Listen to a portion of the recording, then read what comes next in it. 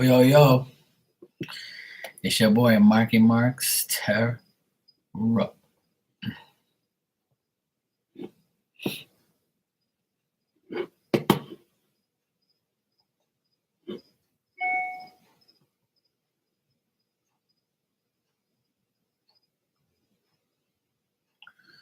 Doing this.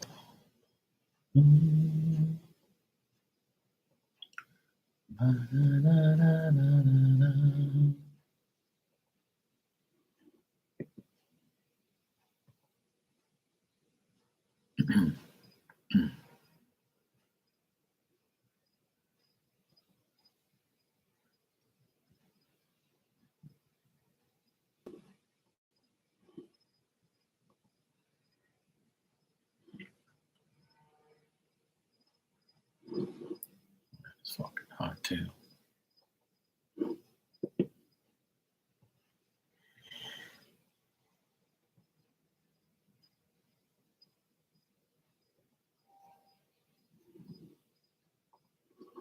Oh, yo, yo. Yeah, I was wondering what the heck was going on. I was talking to myself. All of a sudden, I just said, I told you, I was like, it's buffering. And you didn't say anything. I was like, oh, well, I guess you got disconnected. Then I saw you in Becca's room right after that, not too long ago after that. So I was like, well, she's alive. She's cool then. I won't call 911.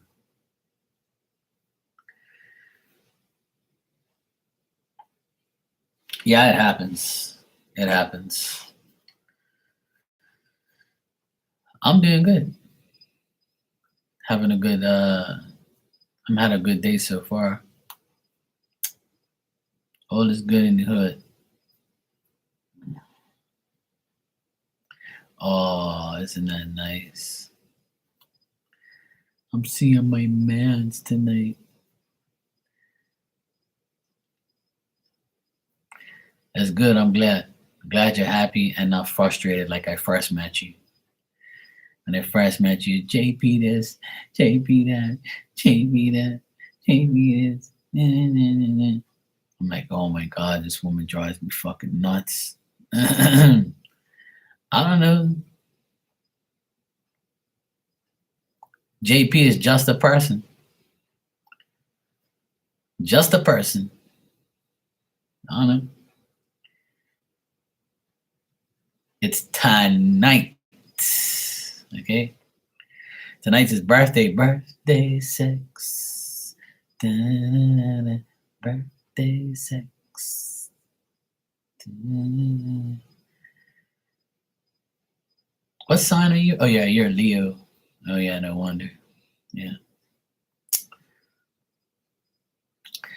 You bought him a gift? What'd you buy him? Then let me be the judgment of the gift. If my woman buys me clothes or a hat or some sneakers, anything clothes wise, I'll be happy. Or if my girl said, "Look, babe, I want to take you out tonight." Oh, nice. See? Hey, Becca Poop, meow.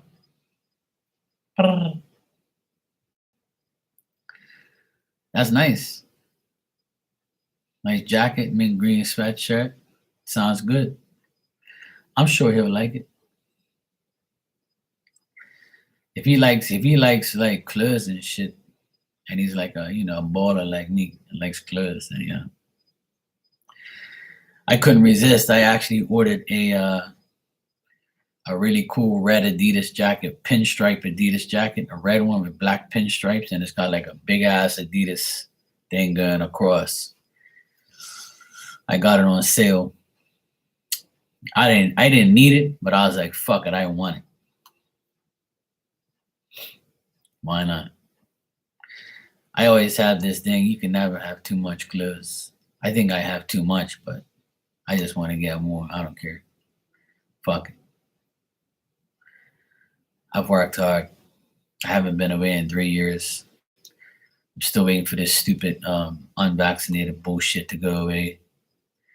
So until then, I'll just buy clothes and say fuck it.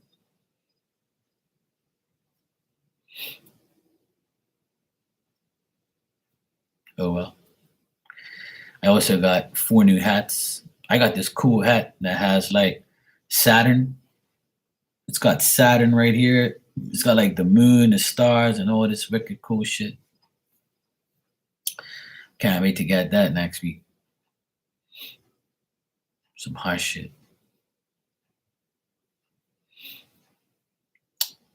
But yeah, I like if I had a woman, I would want her to get me like, clothes, hats, sneakers. I'm easy. Anything Adidas, Nike, any type of fitted caps if my team want it. People know what I do. People know what I rock. So that's all I need. I'll be happy. I'll be super happy.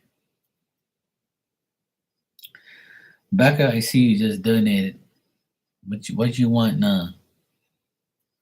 What do you want now, woman?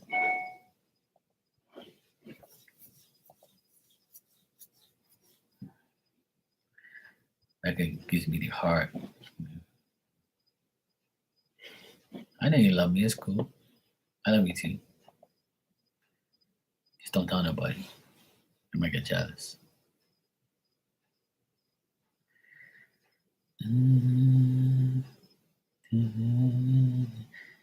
Guess what? SpongeBob's gonna have birthday sex. Birthday sex.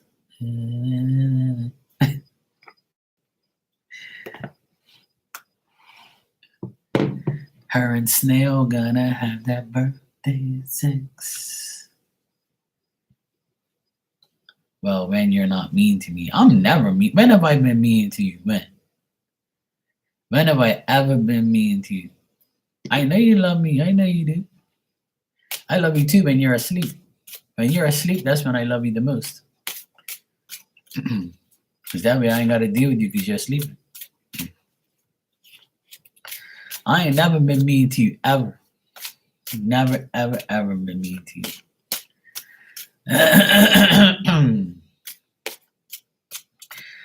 I've been mean to Lorraine. She's naughty. She's a pain in the ass. So I have to be mean to her because she's a Leo. As long as she's not a Leo, then that's okay. She's a Leo for now. But when she becomes a Leo, I'm gonna be laughing at her. Yeah, you're precious, all right, when you sleep. You are annoying. Now you're not annoying now. You're actually a lot better now because when you were with that guy, what's his name? Yeah, you were a pain in the ass. You were annoying. But now you're a totally different person. You're a good girl now.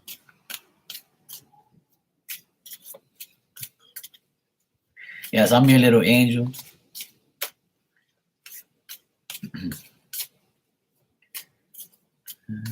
All right.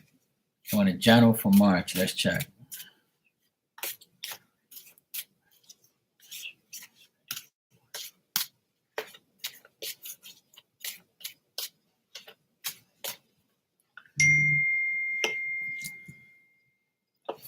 Speaking of pain in the asses, my sister can't do an update. She's trying, like her iCloud is full. So let me ask you guys something. When you upgrade your iCloud storage, right? You got to pay for it, and she says that it won't work for her, like it's not taking her credit card or whatever.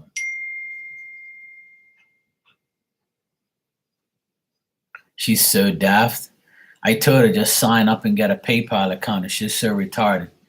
She doesn't know what she's doing. I never seen such a dumbass girl in my life. She's like a bird brain, man. Honest to God, like I don't know. I didn't even graduate, and I know how to do all these things. Meanwhile, she graduated, went to college, and still dumb. That's why I tell everybody, college ain't doing nothing for you. It's just a place to go.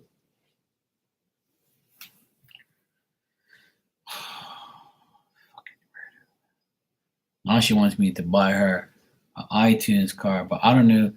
Can you, baby, can you buy that shit with an iTunes card? I don't know. I can't remember. I don't know nothing about that shit. I know my shit's all linked up. Sounds complicated, yeah, I know. I love her, alright, yeah. Hmm. She's been the worst pain in my ass this whole year because of her divorce. She's been fucking irritating the shit out of me.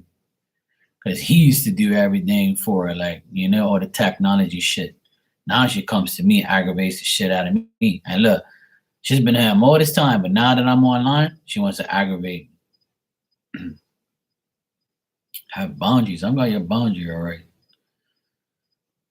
Sometimes I want to leave this fucking apartment and just get rid of everybody in my life and just say fuck off and just leave me alone. But if I do that, I'm the worst person in the world. I have to deal. See, this is why I don't have a girlfriend, because just dealing with my sister's bad enough. Just give me a second. Back up, please.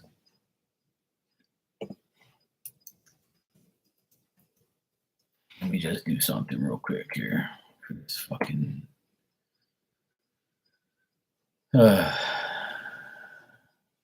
Biggest pain in the ass in my life. People are always aggravating me every day. Every single day. Aggravate Mark. Let's aggravate Mark. Let's aggravate Mark. Let's aggravate Mark. Alright, so she wants an iTunes card.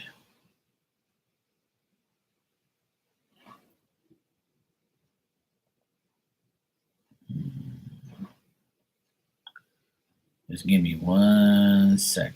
She wants $100 one too.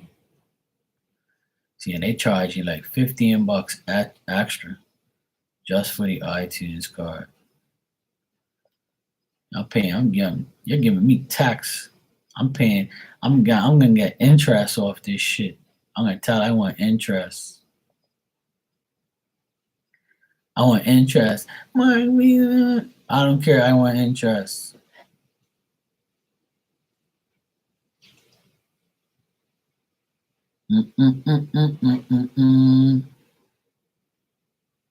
Okay, thank you, Becca, for being understanding. Because if this was Lorraine right now, she'd be like, "Hurry up! I gotta go to see Snail."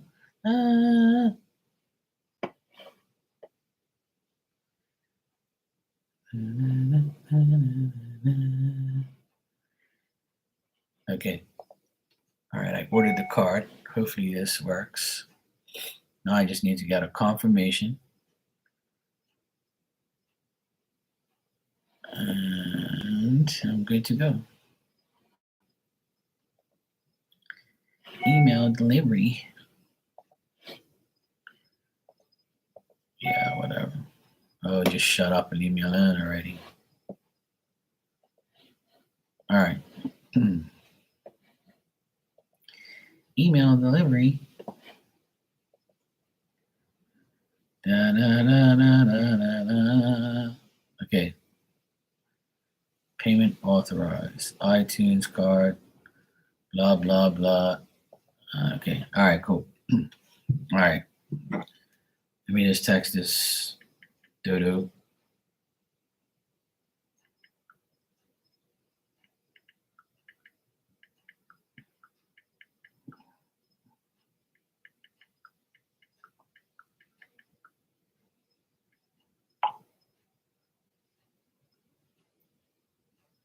She owes me big time. I've been doing a lot of shit for her. Too much shit.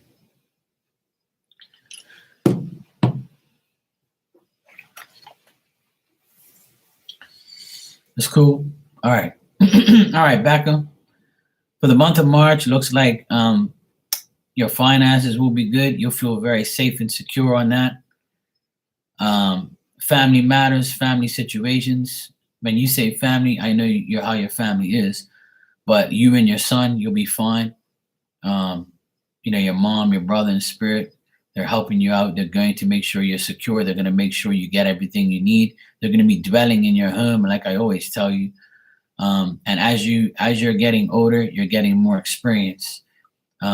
Whatever new plans you make, keep that shit to yourself. Um, use your common sense. Use your condom sense as well. You're gonna persevere, and you're gonna attempt to do whatever you need to do. Um, During this month, you might feel uncertain about some of your efforts, and sometimes you might be living in fantasy land, thinking about a lot of things on how things should be and how things could be. But otherwise, that just use your judgment, get more knowledge, and your education should mean more to you than anything right now. Focus on your education. Focus on um, being practical, doing what you have to do. Because if you feel restrained by other people or other situations, try not to feel that way. Um, don't hide your emotions. Let them all out. Show people your emotions. Show people who you are. Um, be more analytical. Like, try not to live in your brain every day. Don't live in your head every day. Like, try not to feel like you can't escape from any type of like mentality that you have. Like, even if you have to seclude yourself, and understand that you can do everything for everyone. All you can do is take care of yourself. And that's the main thing. Like, put yourself first, put your son first, you first. Just make sure that you keep putting yourself first. And that's the main thing, is keep putting yourself first. Um, you might hear about family situations or family stuff. Like, your sister might talk to you or deal with you at some point. You might be dealing with her or dealing with any family members. Um, your your education and things like that is going to be very key this month. And also another thing is, um, like, your psychic stuff, like doing psychic work and psychic things. I'm just got to take a picture of this code and give it to my sister. Like, all the psychic stuff that you do this month is going to be very beneficial to you. Very beneficial. A lot of things are going to like happen. A lot of things are going to be. You're going to see that people are going to appreciate your experiences and what you do for them. You're going to be praised. Everything's going to work out. This is going to be a very good month for you overall. But stay. Remember yesterday I told you during your mediumship reading, I said to you, your mom says that she envisioned, she shows me a picture of you on your bed reading a book. Look.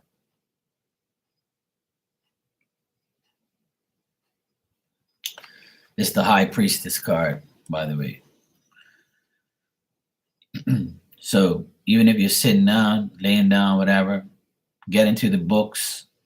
I know you are studying, so that this all makes sense. See, you got the Ten of Pentacles, Seven of Swords, High Priestess, and Four Swords. So you're a Libra. That's why the swords are here. The Seven of Swords to me is like not like how people think it is. Like, to me, Seven of Swords reversed is bad, but the Seven of Swords upright is you making plans but still not being certain about it. It's not nobody being sneaky or dumb. That's just bullshit. I don't like when people talk like that. But like, to me, in my deck, it means like a new plan, your wishes, your desires, your fantasies, like everything that you want. You're still not certain about it. You're still uncertain about the efforts that you put forth. So that Seven of Swords is just telling me you're living in your head, and you're not thinking outside of the box. Just think that, okay, my hopes, my confidence, my attempts, my efforts, they're all uncertain to me, but I should have more fortitude and more like oomph and make it happen. But this Ten of Pentacles is just like your family's around you. So, your brother, your mom in spirit, they're all around you, helping you. Like they're all around you, helping you. Because the Ten of Pentacles to me is like getting the rewards of being a good person and being good to others. Like, yeah, exactly. But the reason you're gonna have that is because of your own efforts and the way you are, and because you have that spirit army around you. I know, trust me, like as well as I do, like when your mom comes into spirit, she like pretty much says everything um unbelievably crazy. Like she shows me everything. So um I also feel like she's saying like to you in these cards as well, as like with this high priestess here, that's you. You gotta like have more common sense on your day-to-day living. Like don't do anything that's gonna burn you or set you backwards. Like this is like, because it came in as in the last card here, and then the bottom is the Four of Swords.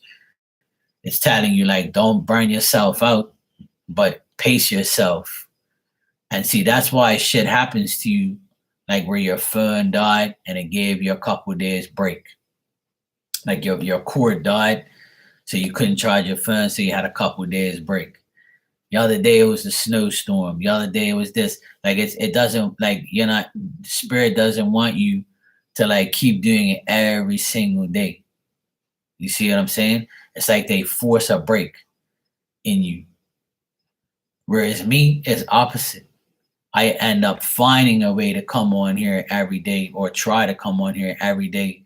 Sometimes I'm burnt out, but I still come on here because I feel like for instance, yesterday was hectic in here. I had pure people come in here and like get questions, and I was here till like 2 o'clock in the morning. And when I left, I was like, holy shit, like I've been on here forever. And like I'm so fucking tired. I don't even know if I want to like sometimes I just want to be like, fuck this, I need a break. But like I like, it's like spirit forces me to come on because people, need me. So with you, it's the opposite. It's like they don't want you to do a lot. They just want you to do a little bit at a time and don't like overdo yourself. So yeah, it looks good for you in the month of March. I'm actually gonna pull you another card here.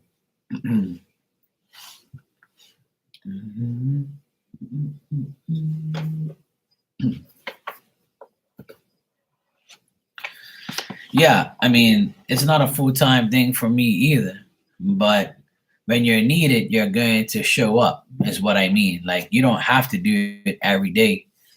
And, at the end of the day, you're a single mom, I'm not, right? So I'm I have the time, whereas you're different. You're a single mom, you're studying, you do it when you have to do it. You do it when you feel like you can. But they're also saying like don't overdo it, because I notice sometimes when you do a lot, you like, you don't complain, but you're like, you guys really burnt me out today, and I gotta put it down back to you, like, because you're being too nice, and you're like, fuck, I just got like 15 people and I should have just did 10. But see, the reason why you feel drained is because you're too nice to take in the energy. See, you're doing your, I'm gonna give you some advice. And when you read for people, don't put yourself in the reading. Like don't like um when you express yourself or you're going through the reading, like just be like, always think of the next person you gotta do, and like not focus on that reading no more. And like then you won't feel so drained, and you won't feel so like hectic. And then when you do someone's reading and you go to the next one, don't take the next one with you. Like don't be like, oh my God, don't even say it. Just like go to the next one. Like if you notice, I do that. I like how I do it. It's just like so I can disconnect and keep going. Yeah. So like as I'm finishing you and I have another donation, I'll be like, okay, so and so, go ahead. So I don't get caught up with dealing with you the whole fucking night or the whole day. You see what I'm saying?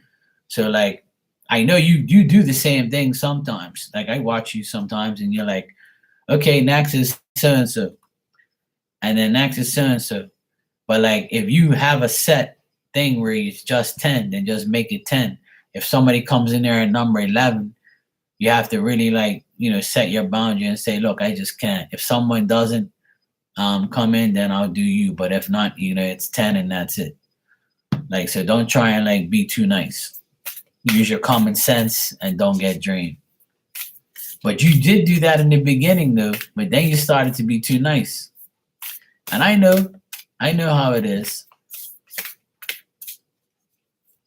Because I remember when I first met you, you used to be like, I'm sorry guys, I'm only doing 10. I can't do the next person. If I do you, then that's not fair to the next person.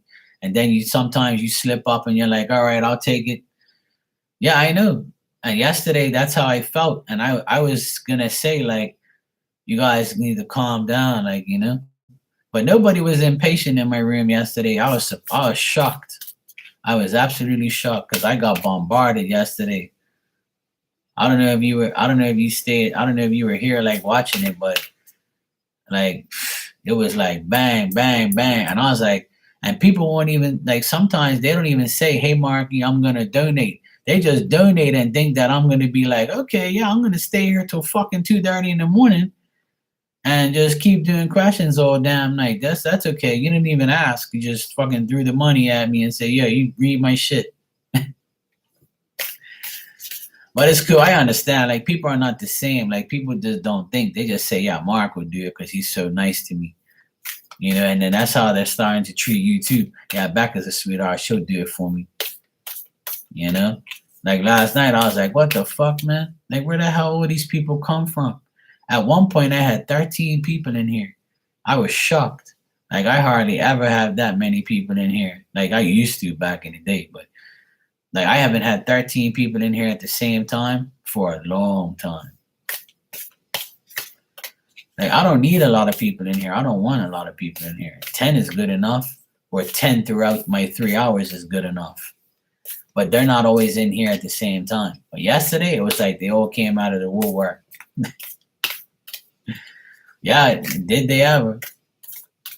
But it's all good. Like I'm not complaining because like I love to help everybody. I mean, everybody leaves, they're like, thank you, Mark, and they say thank you.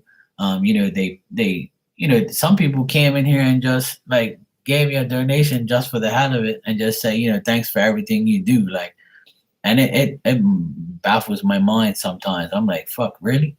I was like, well, at least let me give you a message or something, like, Like you don't have to like throw money at me. I'm not a male stripper. You know what I'm saying? But I don't look at it like that, obviously, but like I don't know. I'm just like the type of person that I don't really dwell on that shit, but it just happens. That's why like today I went online and bought a hoodie with the money that I made yesterday. See, because like I just want to like I want to feel good and look good when I come on here. So it makes me feel better doing your reading. You know what I'm saying? That's just how I feel. Like it builds my confidence and builds my momentum up to come on and want to help people. But sometimes it's like that where I'm here till like 3 hours of the morning and I'm like, what the fuck? I'll look at the clock and be like, no way, I couldn't be on. Can't be on here that long. But I've seen you go through it too, where you're like, you said you're going to do 10, you end up doing like 15, 16. But it's good to do that though sometimes to help people because not everybody can come at the same time, and not everybody's gonna come, over a period of time. You just gotta take it how it is. That's how it is for me sometimes. They all come at once, and I'm like, fuck. But it's all good though. I was off today anyway, so.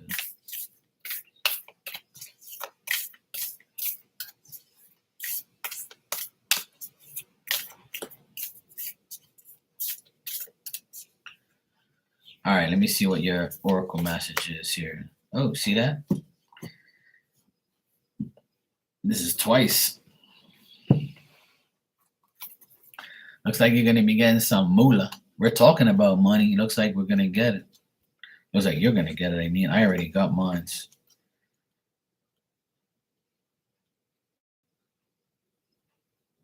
This month is supposed to be apparently really good for a lot of people.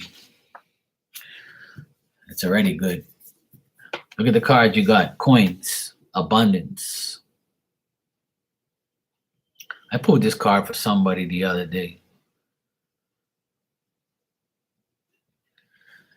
You got the Ten of Pentacles earlier. Now you got this card.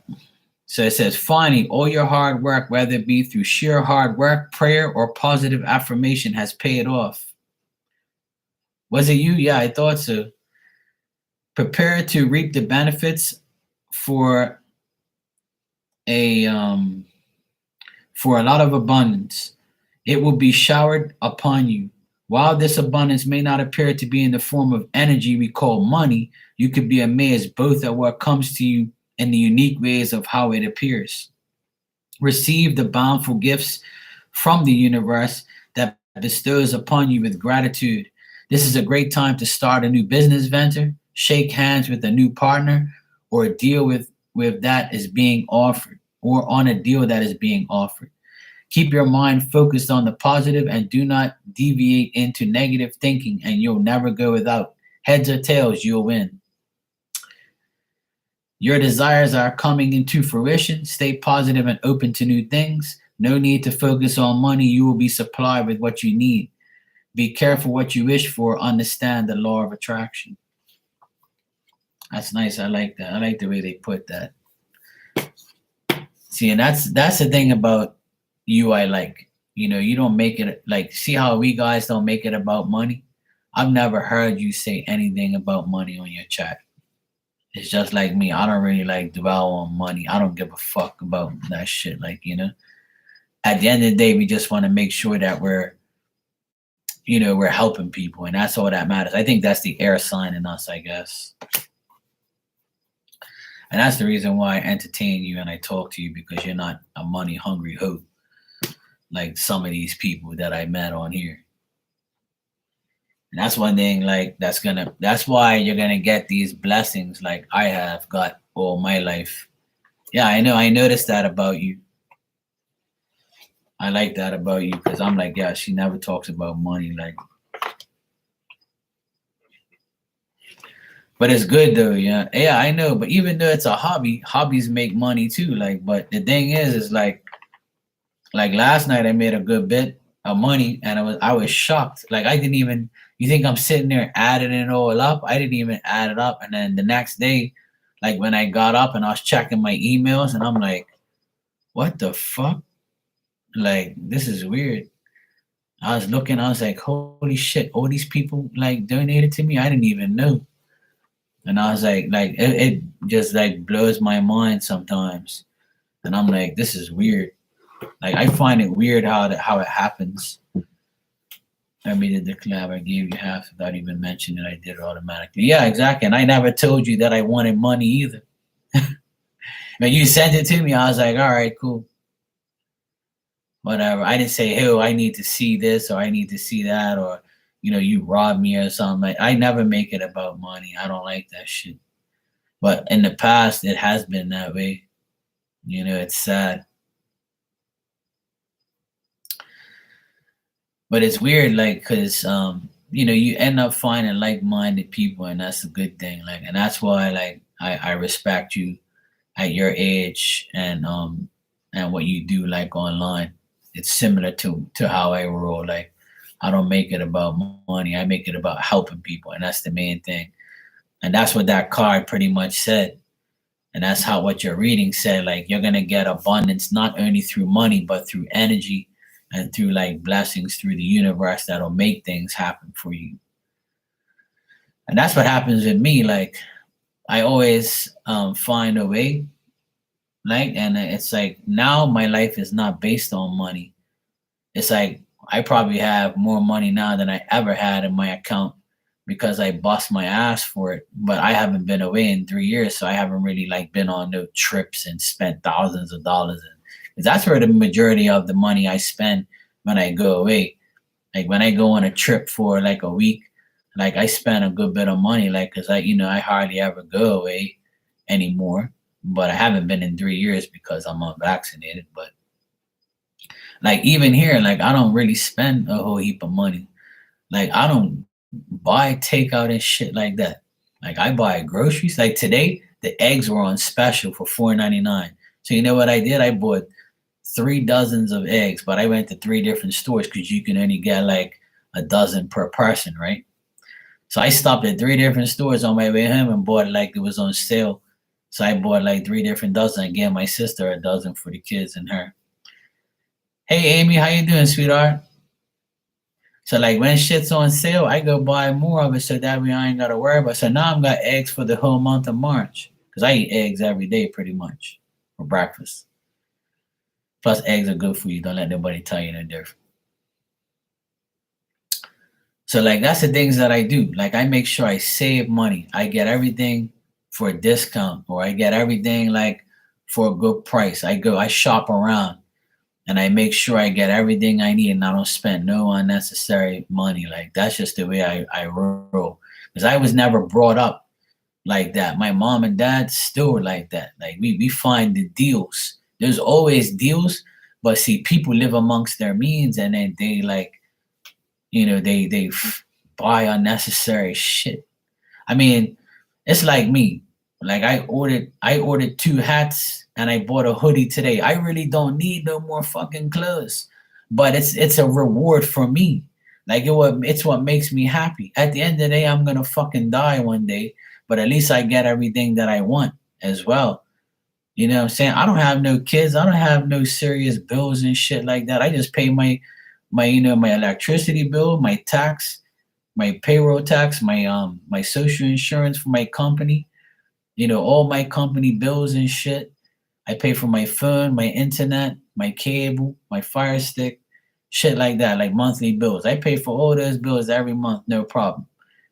And then when it's and I my grocery bills are like, not that high because I make sure I go and get deals like I did today. Today, that's what I did. I took the day off. I said, fuck work and I'm not gonna work. I'm gonna go to this place like about 25 minutes away drive. I drove all the way up there.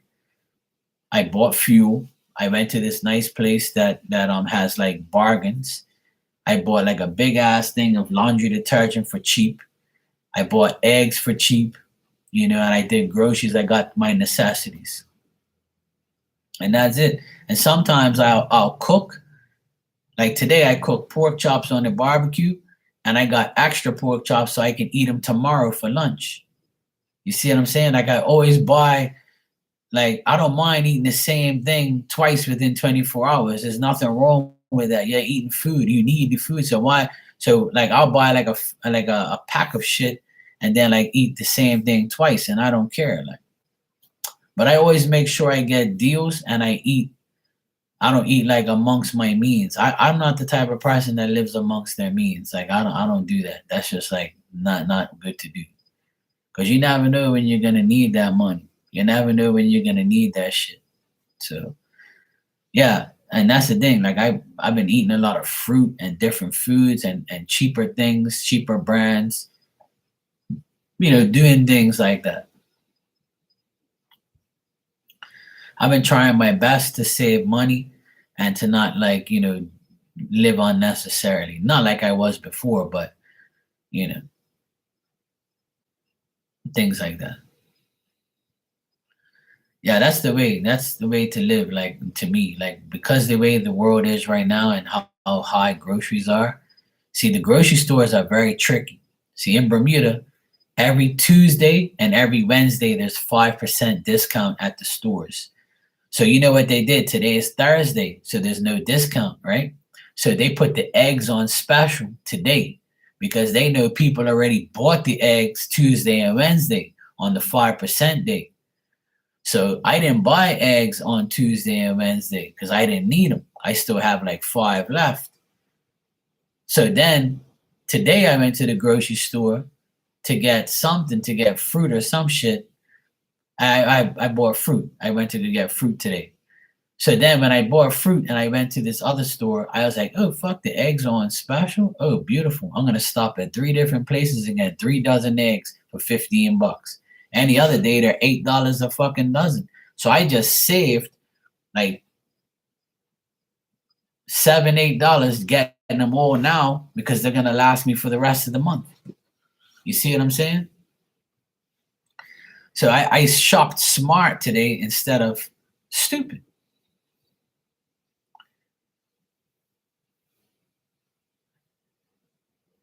Yeah, exactly. And that's why, for me, what makes me very happy is what you see behind me. All sorts of hats, all sorts of clothes. I have like all the materialistic things that I've always wanted my whole life. Because these hats aren't fucking cheap, and neither is the clothes I wear. And before, I used to like, wear like things that I always had. But now, like, I'm older and my business is more successful and I make money on here as well. And people give me shit all the time. My birthday, I got a shitload of gifts. And it's amazing how many people like take care of me and give me things and do things for me. It's like I'm finally getting like what I've never gotten before in my entire life. The last 3 years since I've been on here has been unbelievable. The amount of love I get from everybody, it's amazing. Like sometimes I cry sometimes when I look at all the shit that I get in the mail sometimes. And I'm not that type of person that cries over sentimental shit, you know. I'm not gonna sit like on my birthday. I literally cried before I posted that that picture of all the gifts that I got because I couldn't even believe it. I was like, this is crazy. But I'm used to it now. Since I've been on here, I've got a shitload of gifts for my birthday and for Christmas. Hey, what's up, Mike? How you doing, bro?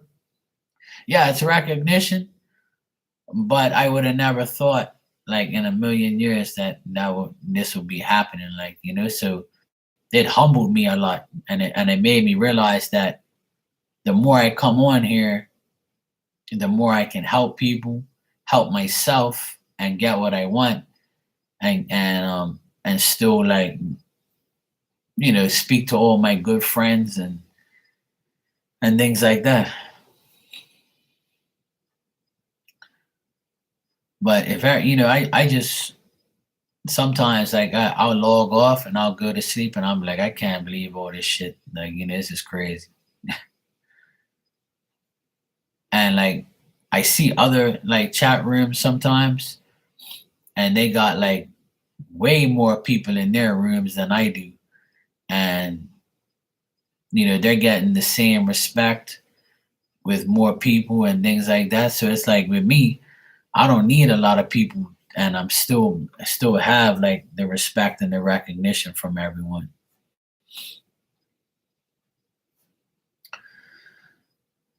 But last night was really busy. It was like crazy, one person right after the next. And I think you started that. You because you got a mediumship reading and everybody was watching. See, when I do mediumship stuff, it makes people like say, "What the fuck? Like, how the hell did he do that? Or how the hell does he know that? Or these people are oohing and ahhing and wowing and like, oh my god, shit. Like, yeah, it's like so. It's weird, like, cause people start like when somebody gets a mediumship reading in here, it's not every time, right? Because people are scared of that shit sometimes, or people just don't want to pay for it because it's more expensive than my other readings. But I don't really do that shit on a regular basis for just anybody. You ain't gonna get no mediumship reading for no $5. That ain't happening nowhere. But If it is, God bless them for doing it, and God bless me for doing it, because I just want to prove to everybody it's not about money for me. And that's why I teased you and Lorraine last night. I was like, you guys be getting discount fucking mediumship, putting people in bad habits and shit. But I didn't mean that, in any type of way. Like, I said it as a joke, and I meant it as a joke, because like I don't care anymore. Like, it's not about money to me. You know what I'm saying? I can be a dickhead and say, you ain't getting no mediumship reading for $5. Are you crazy? Like, who you fuck you think I am? And I don't look at it as someone trying to take advantage of me, because at the end of the day, you're my friend. So I don't mind doing it. I've done mediumship for you for free. So it just shows that I don't care about that. Like, I just want you to be happy and get the right message. And I want you to understand and believe that this shit is real, realer than you think. Because a lot of people don't believe it when things go wrong. See, when their life is wrong or that it's going bad, they start to doubt it because it's nothing happening. You know what I mean? And also, like, mediumship is not meant to predict the future. It just tells you the present and some future. And it says, like, pretty much this person knows what the fuck's going on in your life. They're right there. But we just don't realize it.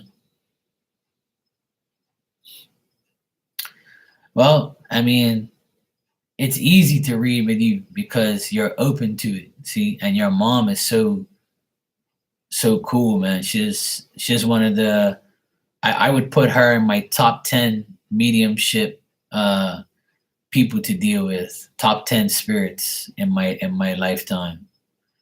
She's in my top 10. She's very easy to talk to, very easy to listen to read. She shows me everything very, very clear. Yeah, but now you do. I've made a lot of people a believer. Trust me, Beck. I've made a lot of people believe. And how the fuck am I supposed to know? I don't even know you, never met you. See, that's why I try and prove to people that if you're open to it, it'll be real. But if you're not open to it, I'm not going to get anything. And it's not going to make me look dumb. It makes the person look dumb for not accepting it. That's what I tell people. It's not for everybody. It's not for everybody. But a person who does it, they'll allow money to get in the way, because I know a lot of mediums that will only do it for money. And see, I'm not like that. I've done it on here for free, just to prove that it's real. So like, I don't really like. That's why like I stress it a lot to a lot of people that it's not about money, man. It's about making that person happy. Because what if you didn't have big money to spend, but you really wanted to hear from a loved one? Like, how would you feel? So I always put myself in everybody else's shoes. And some people, they have the money to spend on it, but they just don't believe it. It is what it is, but I tried to make everybody a believer because I doubted it more than anybody. Sometimes I still think it's bullshit in my mind, because I don't know how the hell this even work, even happens. Sometimes I doubt myself. I'm like, who the fuck am I seeing here? Because sometimes I'll read for people and they'll be like, oh, I don't know who that is. And then a week later they'll be like, oh my God, Mark, guess what? I told my friend or my mom or whoever if this was, and I saw a picture and it's the same person you described. So right then and there, it might not make sense, but a week from now, a year from now, whatever, it doesn't matter.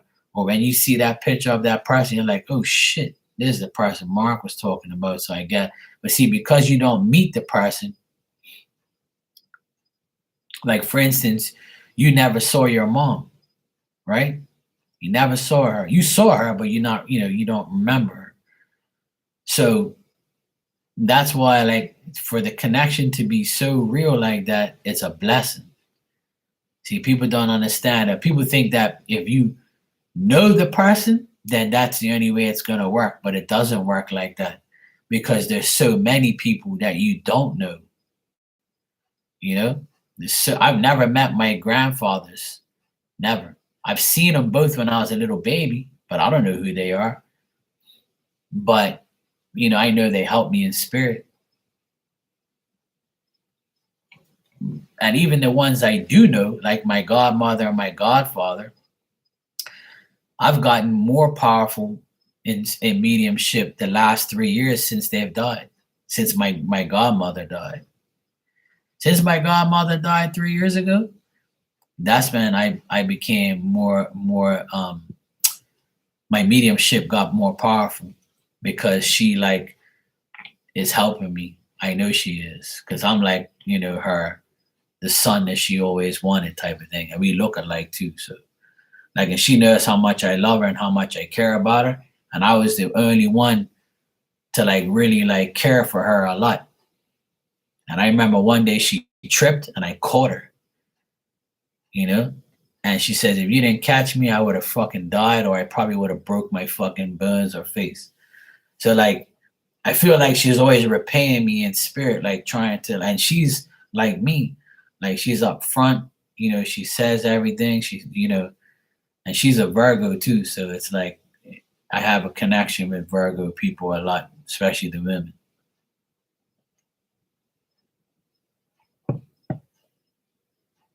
And that's why I want you to believe more in it because your mom can really help you more.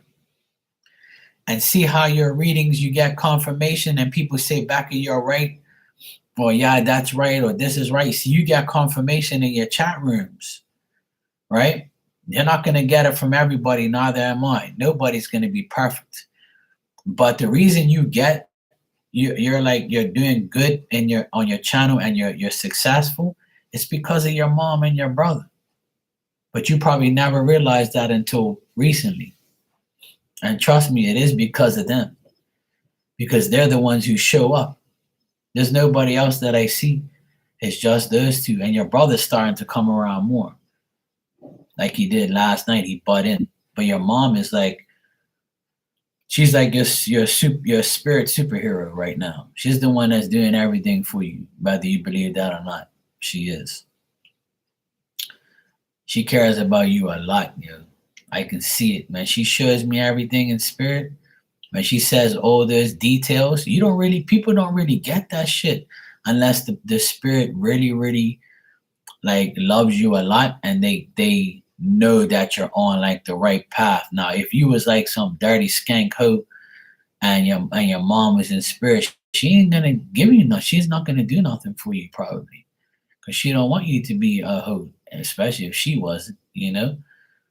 And so because you're living a righteous life and you're living good, she's gonna always be there for you. She's gonna be like, as long as you're doing the right thing, she's gonna take care of you. Believe that. And your brother too. So like I want you to understand that that's how it works. The better you live your life, the more shit you're gonna get.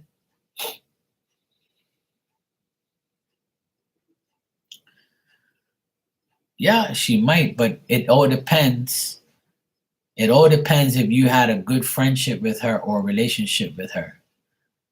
Now, if you want her to come through, you have and you're not sure if she'll come through because of some discrepancies or arguments or something like that, then you have to tell her, you have to close your eyes, think about it, and say, hey, look, I want to make peace with you, or whatever.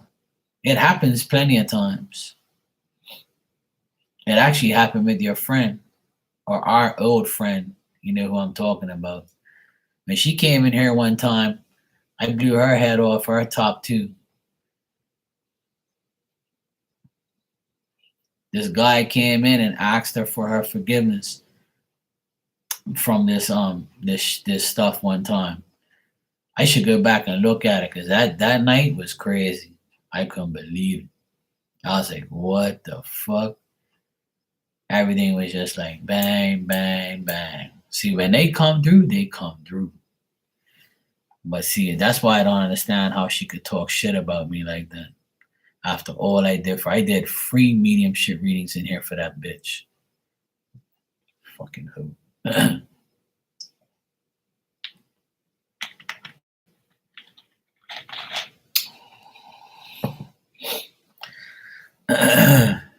Yeah, exactly. There you go. But let me tell you something. Her, she has a lot of spirit people. I read for her like 5, 6 different people. From the time I knew her, I read for her 6 different people came through. It was cool. Like I like that shit. I like when different people come through. But it was just people that she already knew at one point. But it was weird. She paid me for some of them, though. I can't say she didn't pay me, but she did. I don't even care about that weirdo anyway. But some readings I did for her were pretty cool. I enjoyed them. It was weird, but it was nice. All right, you say I would say our relationship was good for the most part. She was the woman who took care of me for 8 to 9 years after my mom passed. Ah, okay. So so she took care of you. I remember you mentioned this woman before. You mentioned this woman before to me. But I didn't read that woman for you ever. Hey Lorraine, welcome back. I remember you mentioned this woman before, but I don't know if I ever read her mediumship through you though. I don't know. I can't remember.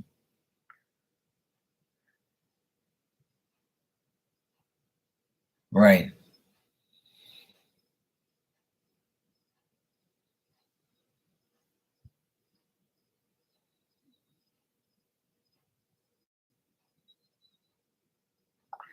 But you remember what she looked like, right? And you remember you remember her?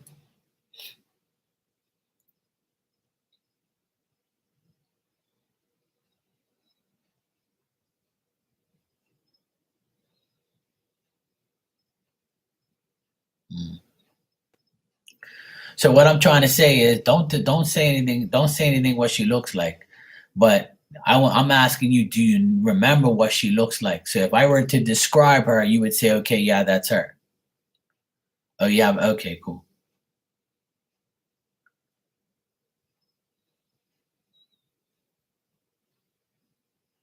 Well, let me see if I can pick her up. I don't want you to describe her. I want to see if I can pick her up real quick.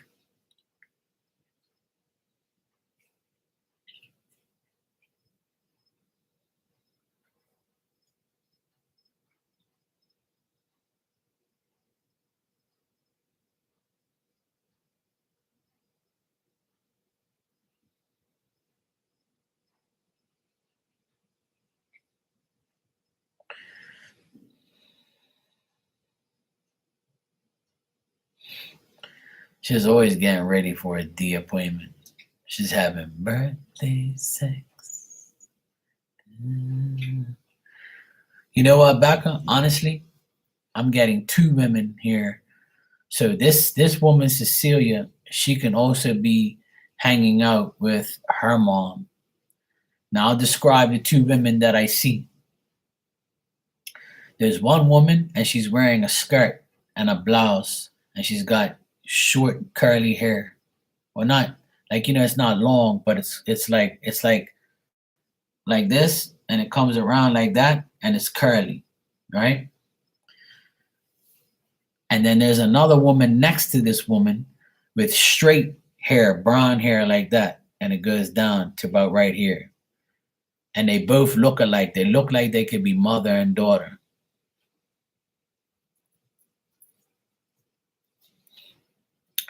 But the short curly hair one looks older, and the next one looks like it could be like the daughter with the brown straight hair.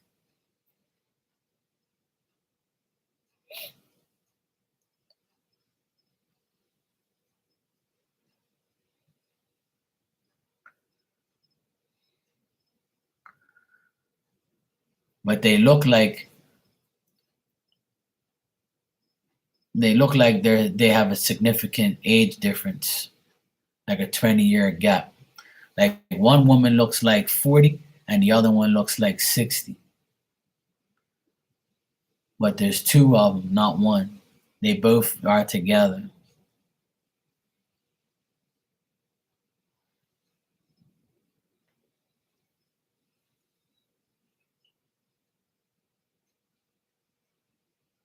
Okay.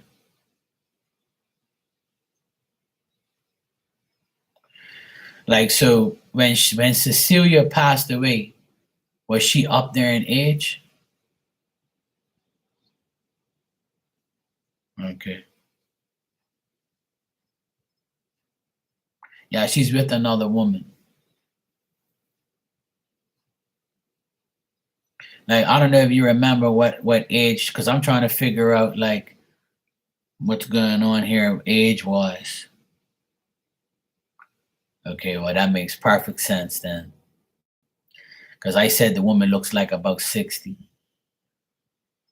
and the other one looks like 40ish, 60ish, 40ish. There you go, bang. See, it's both of them are together, so it could be her and her mom together, right? Or if she had a real daughter, it could be her daughter. Like, I don't know if she had a daughter. If she had a daughter, this could be her daughter.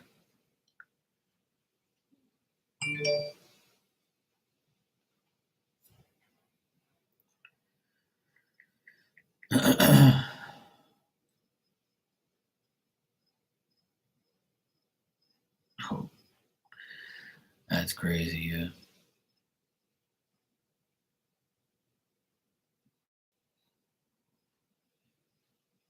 Yep. Yeah, that's pretty much that's the short hair one. Yep.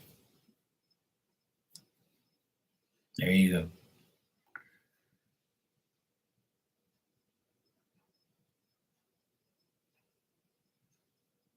I like when people show me pictures. That's good.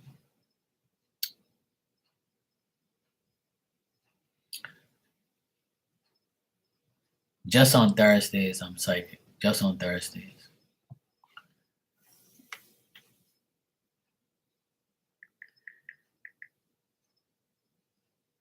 I'm actually gonna look at that real quick because I want to connect with her. I want to try and connect with her and see what she says.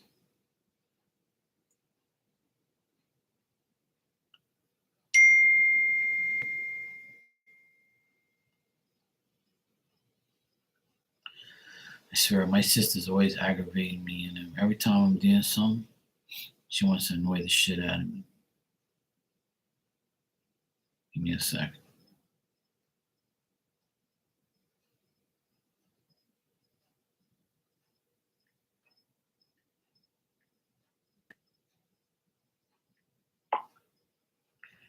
She's always asking me dumb questions.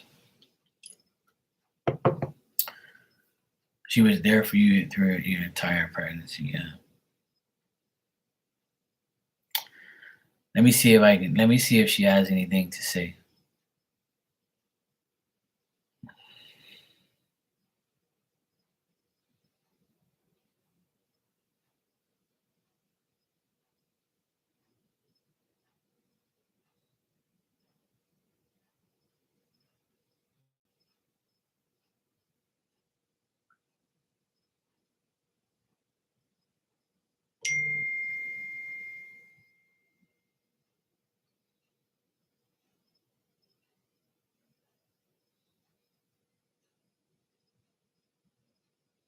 Hmm.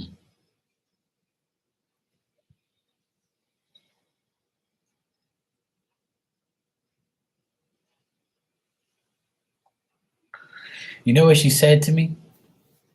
I'll tell you what she says. She said to me, she's proud of the woman you become. She said that about a month ago, your mother invited her to come and see you, hang out with you guys, and see, and like be in spirit around you guys. And she said that you've come a long way, and she's proud of you, and she um, saw Caden and see how you live and how and everything. But she says that she's left you in your mother's hands because that's you're not like she doesn't have to take care of you anymore. And she says that she's taking care of her daughter. And I think you told me her daughter, she has a daughter that's living. Yeah. She's taking care of her daughter, right? And because her daughter is now needing her in spirit. So because you don't need her in a spirit form, right? Your mother is obviously taking over. That's why she shows up. But she actually introduced herself to me and said, hi to me. And she says, tell Becca that her mother is her guardian angel, not me. I have to take care of my daughter, my real daughter. But she said that a month ago she was at your house and at where you live, and she said that she's seeing everything and she's proud of you. That's what she said. She's proud of the woman you become, and she's proud of what you're doing in your life. I think she also has like grandchildren or something like that, and she says she takes care of her grandchildren in spirit. So like pretty much she's like, she acknowledged the fact that your mom acknowledges her and thanked her for helping you in real life, right? Yeah. So she says she takes care of her family, babies, like grandbabies and family, because your mom has took control of you in spirit. So she doesn't like, if your mom wasn't around, then this woman will probably be around in spirit. You know what I'm saying? But she said to me that the reason she doesn't show up is because she's with her own family. And it looks like it's a big family. So that's what she's doing.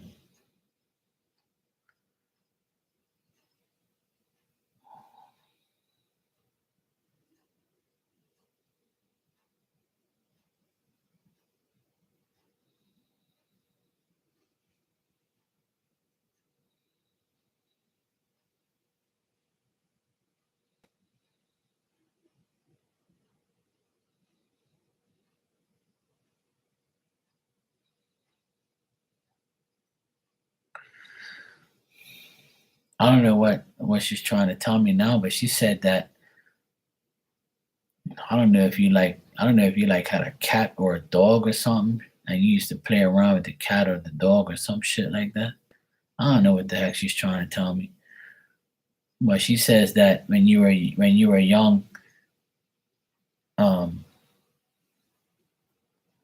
I don't know if she had pets or something like that, but she used to get a kick out of you with the pets, with the cat or a dog or something like that. I don't know.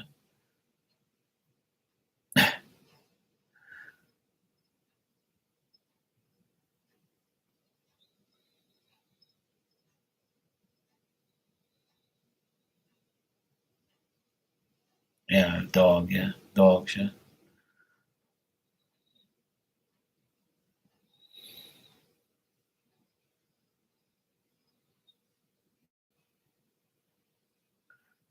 She showed me like an image of you playing with the dog when you were young, or and things like that. And she said she enjoyed dressing you up. Yeah, she said she enjoyed dressing you up. Is what she said.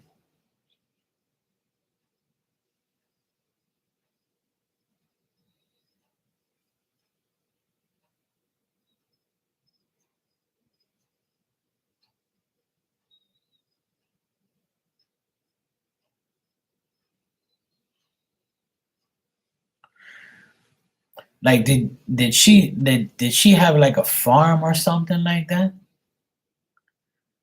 I'm trying to see where the heck. Yeah, she said she enjoyed dressing you up. She said, as a lot of people love doing that to their daughters or to.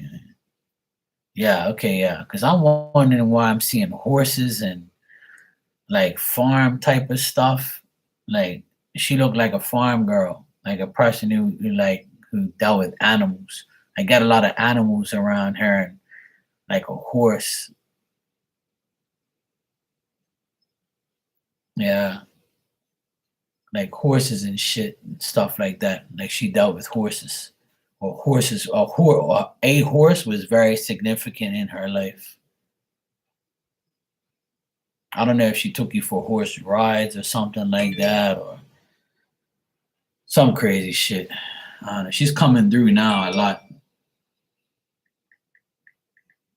She's a nice lady though. She's very welcoming towards me. She's not like, she's fine. She doesn't have anything against you or anything. She just said that your mom took over in spirit and she respects that.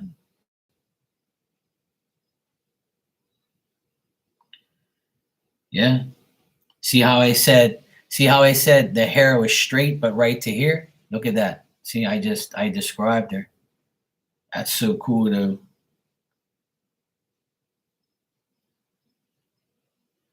Yeah. That's exactly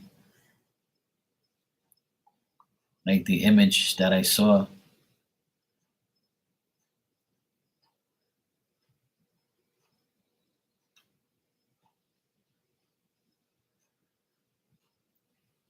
Yeah, even like in the back of this picture, it's like a farm looking thing.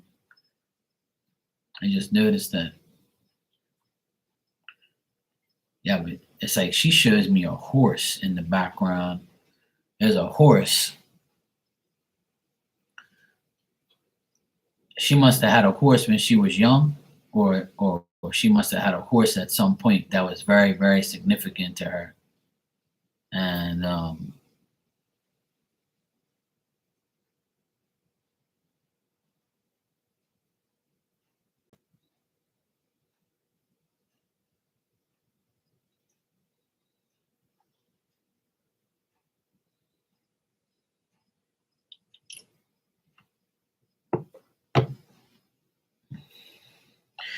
well, she says that she's happy taking care of her grandbabies, her daughter, and that's why she's not very significant in your world right now, in spiritual world, because she said your mom completely took over, and understandably so.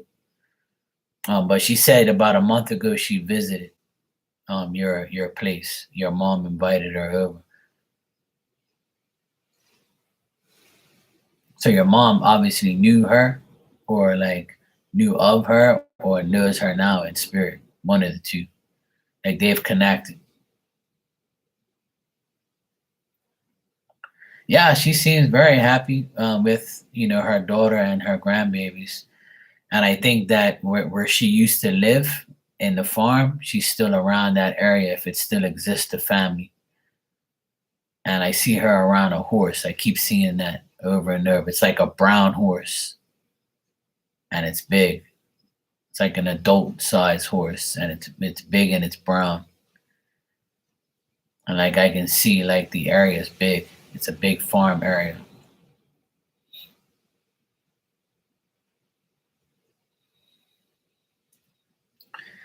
Yeah, country gal. Yeah, I can see that. I can see she's like, a lot of animals around her, a lot of animals in spirit around her. Like I'll tell you, like it's her right here. It's her, and it's got the horse, dogs, chickens, all sorts of animals like all around her. Like she's like an animal lover. Like she had a huge connection with animals, I believe, because that's the image that I see of her right now. It's hardly any people around. It's like all animals. Yeah. Oh, it happens. You're here today, gone tomorrow. One of my friends' mom, one of my friends, her dad died a month ago or 2 months ago, and then her mom died this week. She used to come in here too, one of my friends.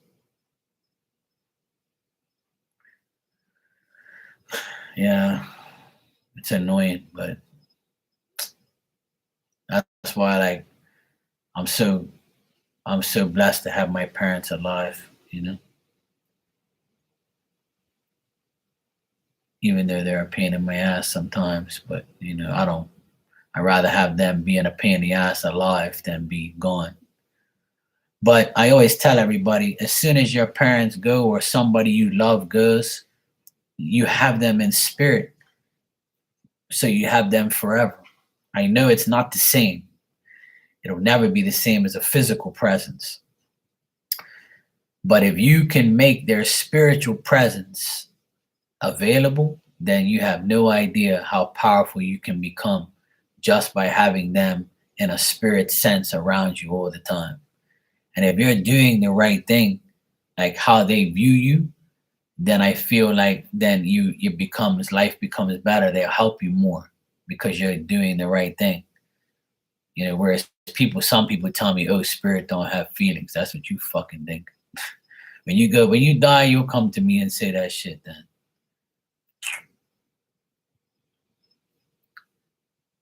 That's why there's bad spirits and good spirits.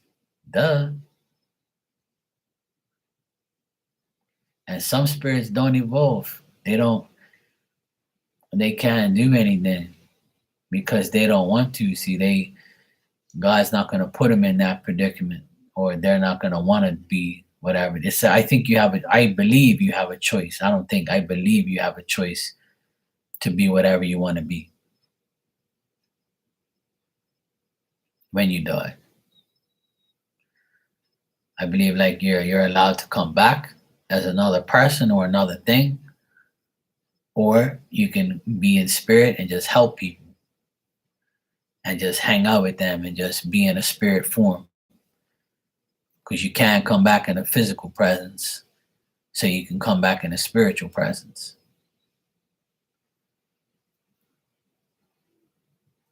And that's why I can see these people, because they were once, a human form. Now they're spiritual, but not everybody can come around. It's not exactly going to happen that way. So yeah, back on, she's still around, but like, it's not like, she came around just probably last month, she said. The main thing is she's proud of you, and she's still, helping you, and would help you in any way if she had to. But she like kind of made a deal, with your mom and said, this is your daughter. You can deal with her now that I'll deal with my family, you deal with yours. But at least they have a bond together. It's like your mom thanked her for taking care of you.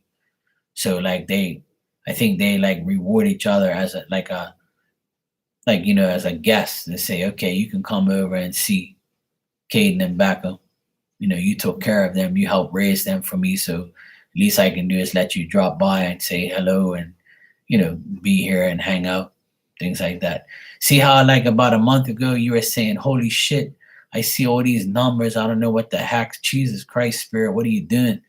I don't know if you remember that. It was very strong about a month ago, like the beginning of February.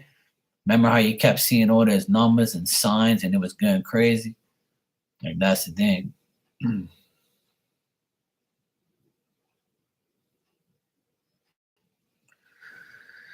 Yep. Cancer's probably killed more people than anything, in my opinion.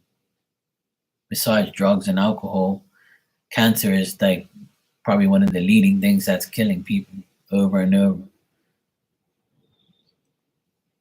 It's sad, but that's why I tell people, man, you gotta live life. You gotta live life every day, and just like, you never know when your turn's coming. The age has no limit. Like my friend's mom, she died at 58. That's young, man. I had a few of my friends that died last year, younger than me. Guys who I knew, guys who I talked to. They left behind 2 kids and a wife. It's fucked up. Had heart attacks. Heart attack is also the number one thing that kills people a lot.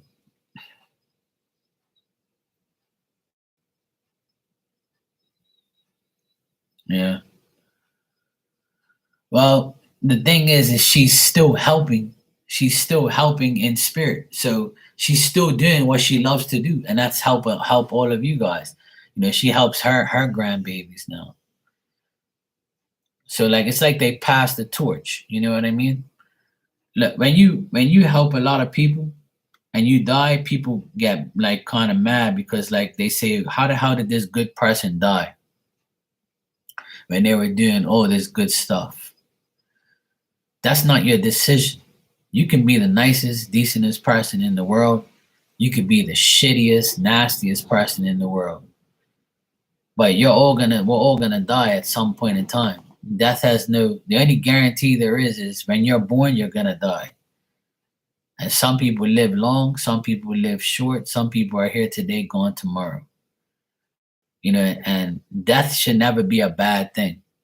Death is also a form of a blessing that you go into spirit so you can fulfill the rest of your life.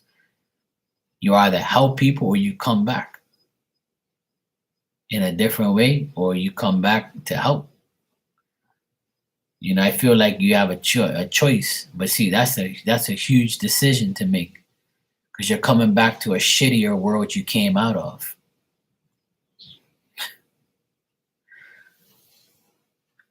So sometimes it's best just to be in spirit and hang around and see how it all unfolds. I'll share my story if I were to die and God said to me, look, you want to be a spirit or you want to go back, to the earth as another person, or what do you want to do? I'll be like, look, I want to be a spirit and I want to go watch all the football games, all the basketball games for free. I'm going to get on an airplane as a spirit. I'm going to get off that airplane. I'm going to travel. I'm going to go wherever I want. Telepathically put me everywhere, every game. I just want to sit there and watch the games in spirit without nobody fucking irritating me, nobody bothering me. Leave me the fuck alone. I want to watch the games in peace. Okay? Fuck off and leave me alone. And I want to go to the strip club and see all the hot bitches. I want to see all this bum. I want to see all the titties and ass in the world. I want to go to all the strip clubs all over the world and see all sorts of women. I'm going to be a spirit. Nobody can see me, but I'm going to see you. And if he grants me that, I'll be happy.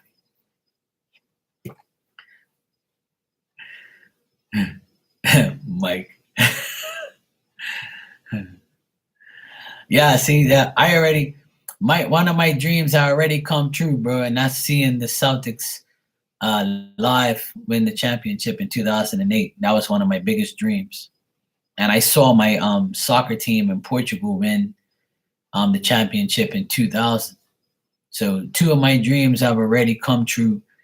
Two of my favorite teams, I've seen them win a championship. So it's been a blessing. But like I wish I lived in Boston. Like one of my dreams that people don't know is I wish I lived in Boston so I can see. It's not there. Shit, my bad. I guess I didn't pin it. Okay, there it is. My bad, I got carried away. See, it's Becca's fault. But you want to be an angel choir singing, hey, you can be whatever you want.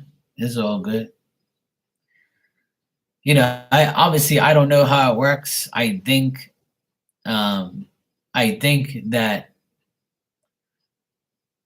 God will bless me that way if I wanted to do that in a spirit form. I'm sure he gives you choices because that's how powerful he is. So I don't know, but when I do mediumship, it gives me hope because I see the person around you. So if the person's around you, then I know that I have hope to be around the people that I'm around. So like, that's why I like doing mediumship. I kind of feel like, okay, well, if I can see these people, then that means that they're at the places that they want to be. That means I can be at the places I want to be. Hell yeah. I'm going to be at the game, yo. I ain't damn right. I'm going to VIP pass for the rest of my life. That's just me as a sports fan and as a person who like in spirit, that's where I want to be. And I think God will grant me that wish one day. So hopefully so. But I beg God not to let me die anytime soon, because I feel like I have to, fulfill his fulfill my journey as being here, being his channel to help people, like, and to help other people help people. So I don't know. We're all special in our own way. I don't look at myself more special or more unique than anybody else. I'm a human being just like you. I just have a different path, and so do we all. We all have a different way. We all do different things to help people. You know, everybody has a job, everybody has their way, everybody knows and does different things. And that's just the way it is. I need you, you need me, and let's work together and let's make it happen. That's all that I want at the end of the day. Your wife wants to go there. I love to go. Yeah, for St. Patrick's Day. Yeah.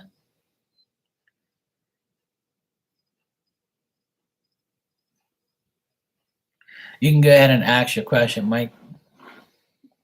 I got the donation. Thanks.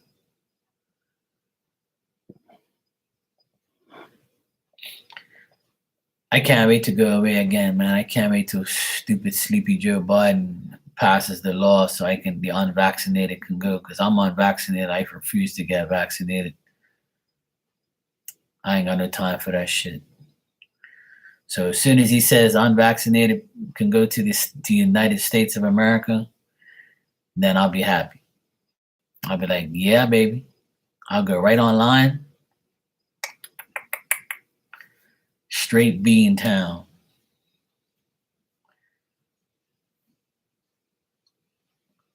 I'll be gone. I'll be booking my ticket for the playoffs. And baseball is starting up. Baseball is on now. So I'm happy. I'll be watching baseball, hockey, and basketball. I'm going to go for like a week and a half. I'm going to go for like 10 days. I need to get the hell away from here for like 10 days and tell everybody, leave me alone and get away. And I'll be going online out there. I'll go into the hotel, get some Wi-Fi. I'll probably grab an Airbnb or something, and I'll go live and shit at night.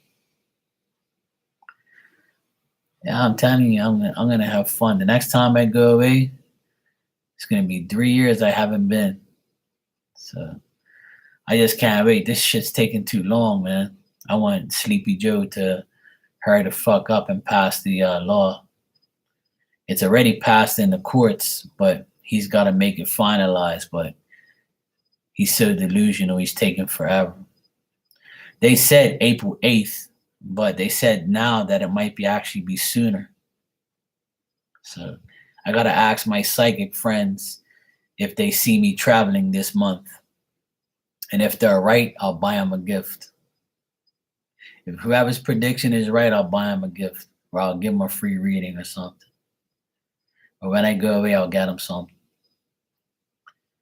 So to all my psychic friends, if you can predict when I'm going away, let me know. Right? Yeah, I remember that during the Super Bowl, I got the same answer you did. I got the Chiefs. Even though I said I want the Philadelphia Eagles to win, but my cards say the Chiefs are. I was like, shit.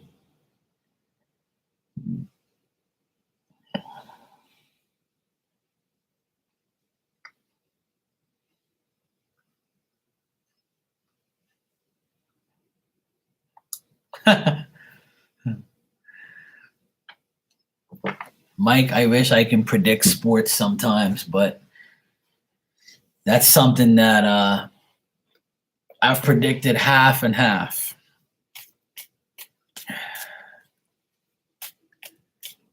A friend of mine that passed away, I would say maybe this guy passed away probably 8 years ago. One of my friends, I think it's been 8 years already.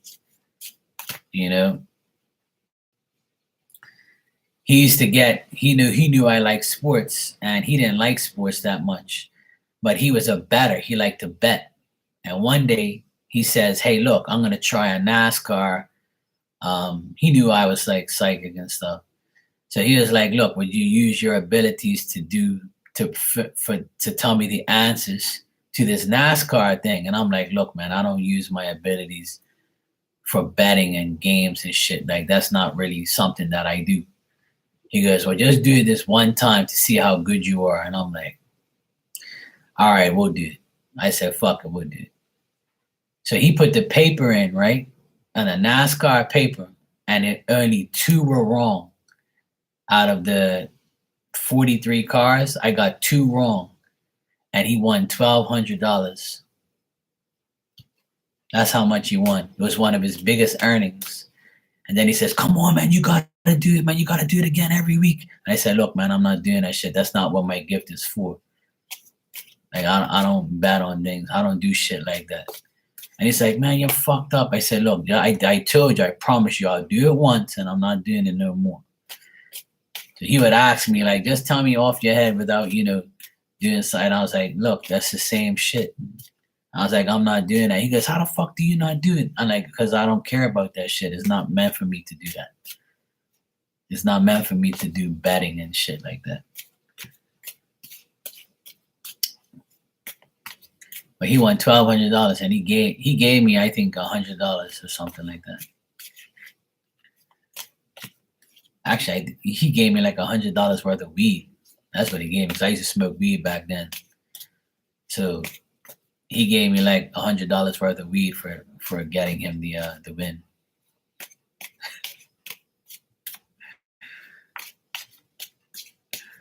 God rest his soul. He was a funny guy. He was cool as fuck. All right, bro. You said you're still trying to find work. Sorry to hear that.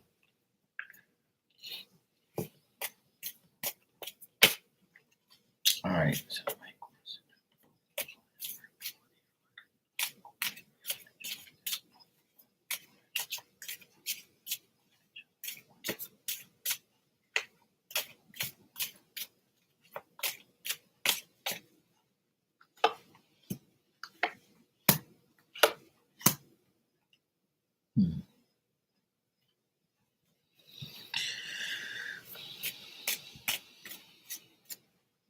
What's up, IG? How you doing, bro?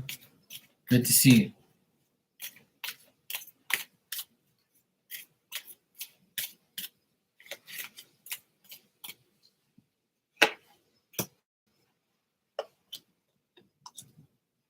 you. Well, Mike, as far as finding work, it's still going to be difficult.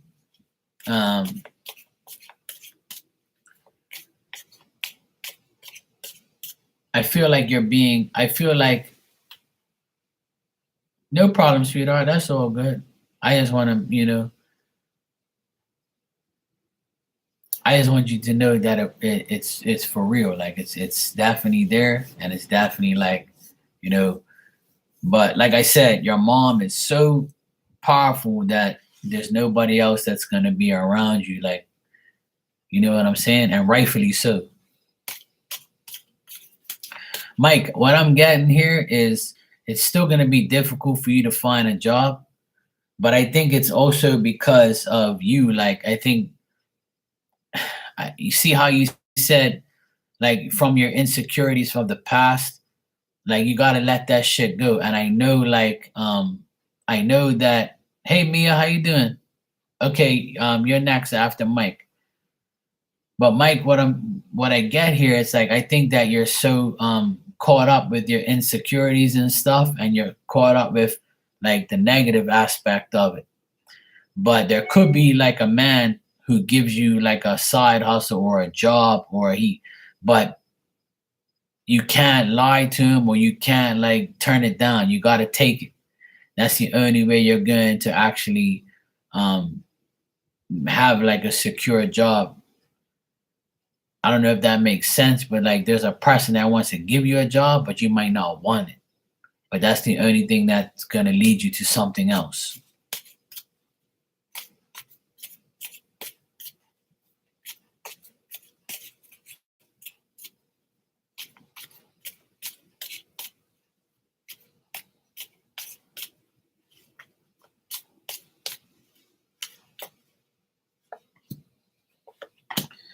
Yeah, it's still going to be difficult for you to get a job this month. I know you don't want to hear that, but it's still going to be difficult. It's still not a concrete yes. It's a maybe, but it's not like a yes, like you're definitely going to get a job this month and you're going to be happy. It's all like a off and on energy. Like it's saying that it's more has to do with you.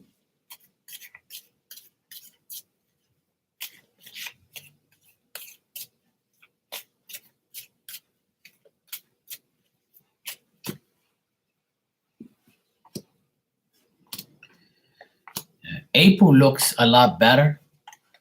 Um, April looks like you might find a concrete job that you're going to be happy and peaceful at, but you can't make like a bad decision. You can't like ignore the opportunity because if you ignore it, you're fucked. You're gonna go backwards again.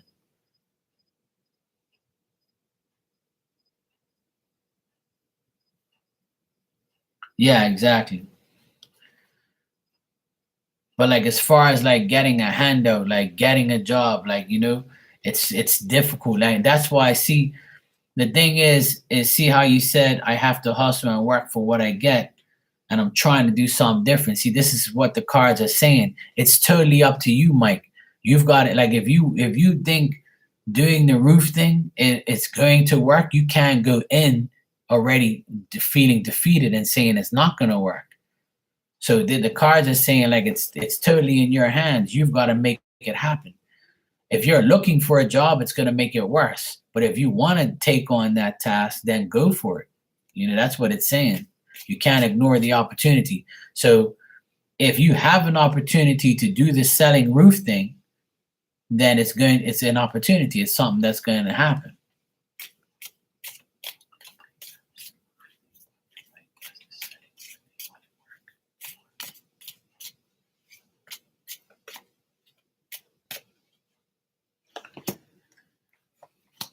Yep. It'll definitely work, Mike. I got a yes. If you do the selling roof thing, it'll work. But you have to be realistic. You have to be realistic, bro. You can't live in fantasy world. Like you can't think that it's shit ain't gonna work. You gotta take life by the horns, like and just say, yeah, I'm gonna do this. And if you and the wife are doing it, it's gonna be a better partnership. It's gonna be better. But just allow her to deal with it. Like let her control the situation and you work. You see what I mean? If that makes sense. Yeah, it will work. It's saying it will. And it's saying with the help of a woman, it will work. And together, your partnership together, it will work. But it's telling you that if you think it's bullshit and it's not gonna work, then it isn't gonna work. But if you go with the mindset that it is gonna work, it is gonna work. But see, you have to be impressive. You have to like, how am I gonna put this? Like, don't try and bullshit your way to a customer. Be honest. Tell them that, look, this is gonna be this way, that way. Like the more you appear to people as a person who knows what they're doing and knows what they're saying, then you're gonna be fine.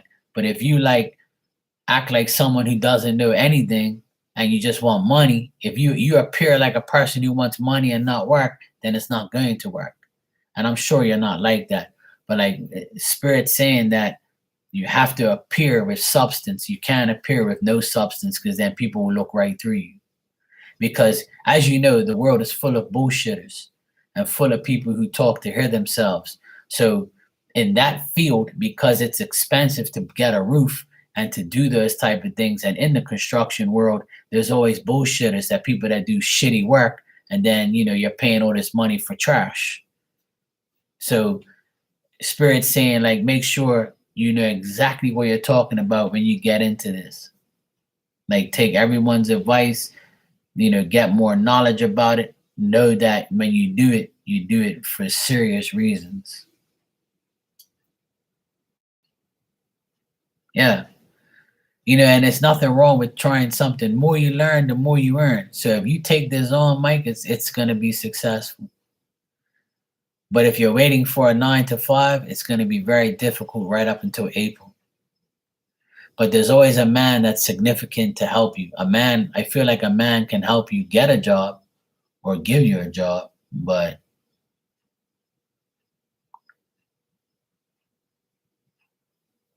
right. See, and that's pretty much what the cards are saying, that you have to get more knowledge so you appear like you know what you're talking about. So keep training and keep sticking with it. And if you do it, if you put your mind to it, you'll conquer it. Definitely. But take the advice of people who actually know, you know? Let me tell you something. That's how I became the person I am today. I learned from everyone. I never say no to knowledge. I always want to learn every single time. And in my field, as an electrician, right, I'm always learning something new. There's more. There's different bulbs. There's different wire. There's different hookups. There's different connections. There's different transformers. There's different, like every year is something new that electrical companies make. You know, this light, you can clap like this and the shit will turn off. So I have to put a sensor in here. You see what I'm saying? So my life as an electrician is always learning. So that's why like I'm an electrician for the past 25 years. It's a lot different. You know, I tell people that when I put a receptacle in now, by law, I have to put in a child-proof receptacle because so many children get electrocuted and sometimes die from sticking something metal inside of a socket. So now they have child-proof, not now, but they have had for a couple years now, child-proof receptacles. So by law in Bermuda, we have to install those receptacles and can't put a regular one in no more. It has to be childproof, and if it isn't, then it's gonna fail. So like, see how like the world is changing. It's more safe with the electrical. So it's something that I always have to remember when I put in a receptacle now. It's like, fuck, I gotta get the childproof one. Shit. Me, I have some here because I have no choice, but I don't really like. They're a pain in the ass sometimes. Because if you don't stick like the plug in together and you have it on an angle, it'll like be hard to push it through. Which is, the way it's supposed to be. But Mike, it looks good for doing that. So I would say keep training and stick to it and you'll get what you want. But the regular job is gonna be a task to get. Mia, you can go ahead and ask your question, sweetie.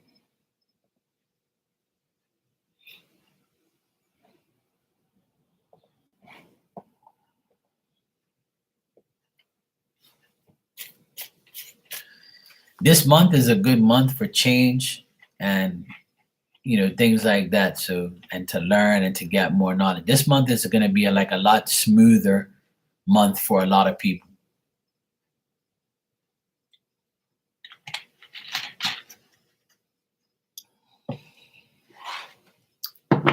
It's springtime, spring forward. Things are going to get a lot better. It's number 3, third month of the year. Number 3 is very significant, very spiritual. So everybody's going to be all right. Just breathe. All right. Mia, you said, can you see how Jay feels about me? What is his intentions? All right, Mia, let's check.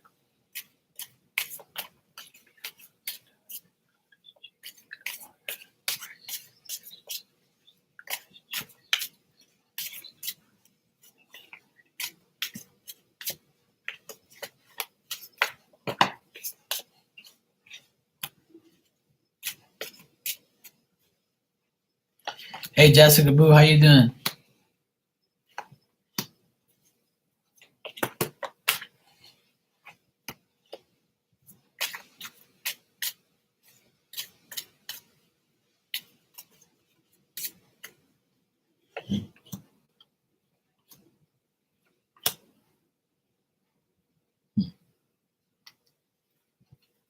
All right. So Mia, how he feels about you, he's not really sure how he feels about you. He feels like that he has an opportunity. He doesn't have an opportunity with you. He feels like there's like delays and insecurity. He feels kind of insecure around you, and he feels like you are like closed off, or you're like kind of like your mind is on uh, yourself, and that's it. Now his intentions is to work with you and to like meet you and be with you and talk to you, but he feels like you have your guard up. He feels like you're closed off, you know? Yeah, he feels like you're closed off and you're narrow minded, like you're on a one-way street. You only see things your way. And he may have told you that you see things different than me, and that's just the way it is. So he might be blaming you for feeling that, for his feelings and his ways, and he feels insecure now. He doesn't know how to take it. He doesn't know what to do.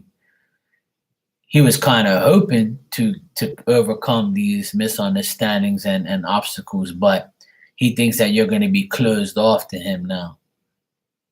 So that's why that situation is there.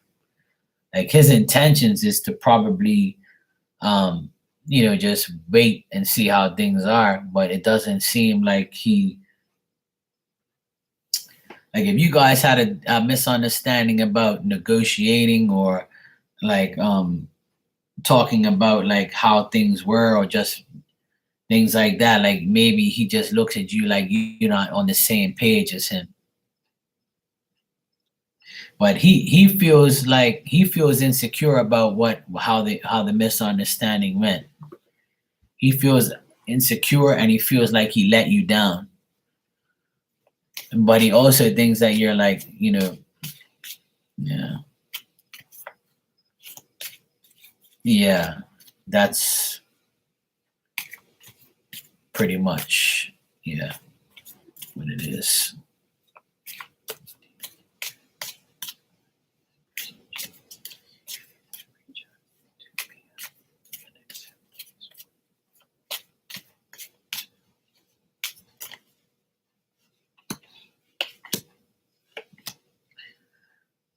I think that he wants to reach out to you, but he doesn't know how you're gonna take it.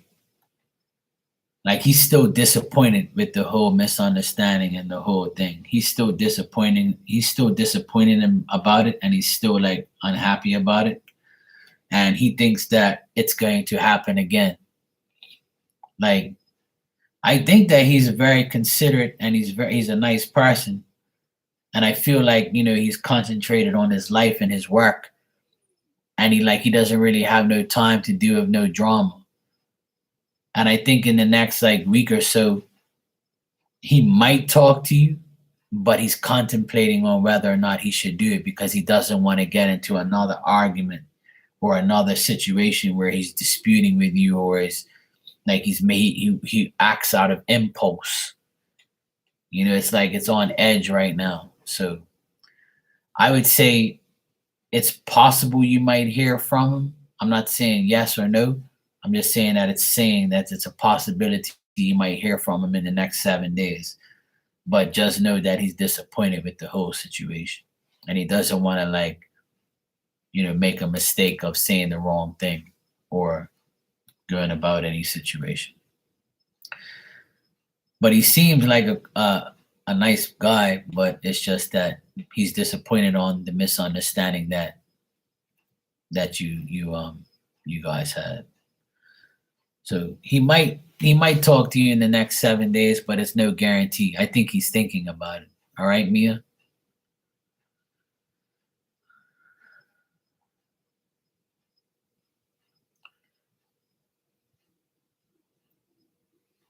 I also, like, from looking at the cards, it just like seems like he has a lot on his plate, and he doesn't need no extra added, aggravation, or like arguing or things like that.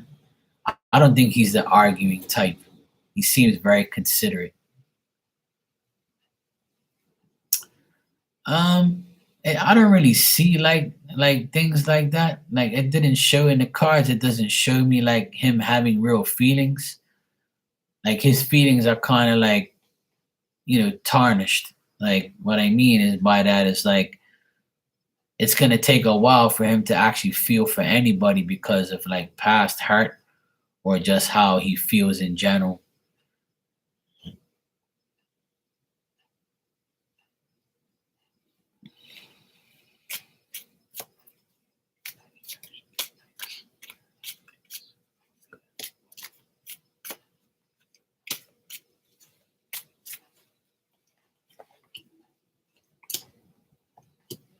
Yeah, like I said, he likes you, but I don't think that he knows you enough.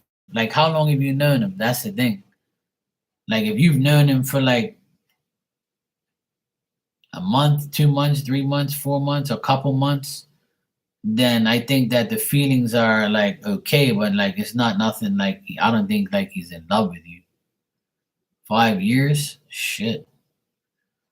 Well, from what the cards say, I mean, he looks at you as a person that he still doesn't really know what you want. So if you can't, even though you know him for 5 years, right? He still thinks that you hold up your guard and you act on impulse sometimes, and you like if you have a temper or you've shown your temper to him in the last 5 years, then he kind of like, yeah, I can't say nothing to me or she'll fucking hit you. She'll like blow it on me. So if you come across to him like that, then that's why he doesn't have no real serious feelings because he feels like I can't say nothing to her, she'll explode. But I don't see no love feelings if that's what you're asking. Like I don't see no love like type of things. I think that he likes you, and I think that he looks at you as somebody who he has to like. I think that he looks at you as somebody who he has to watch what he says to, or else you're gonna be like, "Who the fuck you talking to? I'll throw this damn pot at your ass. Don't be talking to me like that, damn it." He thinks that you're ready to like. He thinks you're too guarded. You're too like like strict or too like serious. So that's why there's no love feelings in the cards here. I don't see no love feelings, but he does like you. But when you're nice to him or you're in a good mood. What's your zodiac sign, Mia?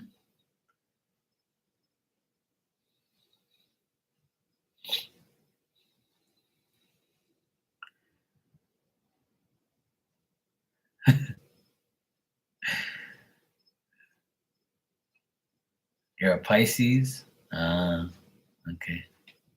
Well, happy birthday whenever your birthday is. And what about him? What's his sign? See, you're acting on emotion. See, Pisces women are like they love hard, they play hard, but Pisces women are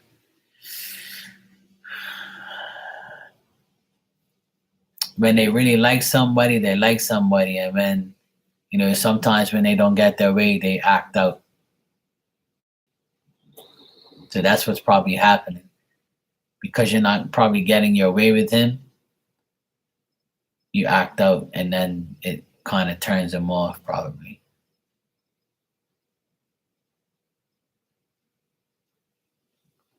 That's what's wrong with you Pisces women. See, you love too hard, you want too much. When you really like somebody, you attach yourself too much to them, or you want them so bad, and if they don't give you what you want, you're like, "Fuck you, asshole! Don't you know I love you? Damn it! Can't you see? Fuck is wrong with you? Hello, I'm here." I know I dated two Pisces in my lifetime. I know how they are. They're good women, but it's just if they don't get their way, you kind of gotta like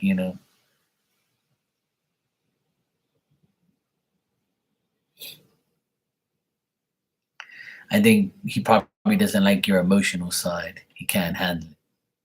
I don't know what his sign is, but if you know his sign, then I can tell you a little bit more.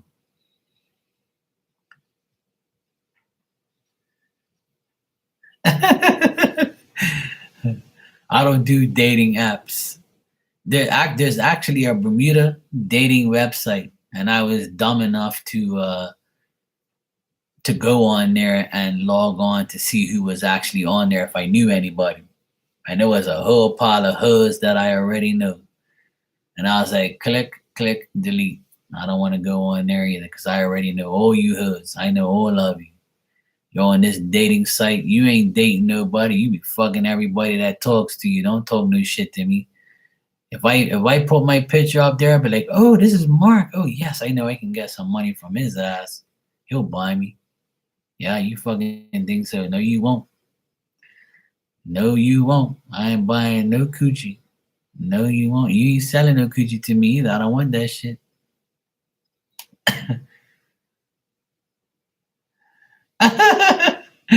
Oh, massage my foot bunions.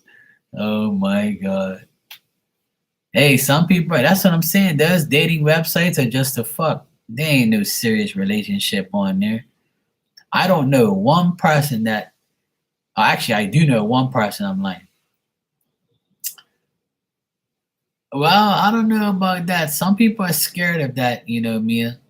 I know a lot of women that are scared of me because I know tarot because they think that I'm going to find out if they're lying, but that's not how it works, because tarot doesn't like tell you everything. Sometimes the people you love and you really want to find out about, and sometimes you won't get the answers.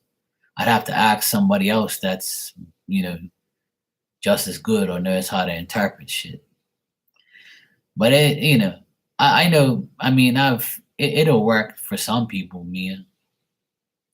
As long as you love me for doing tarot for you, that's all that matters, Mia.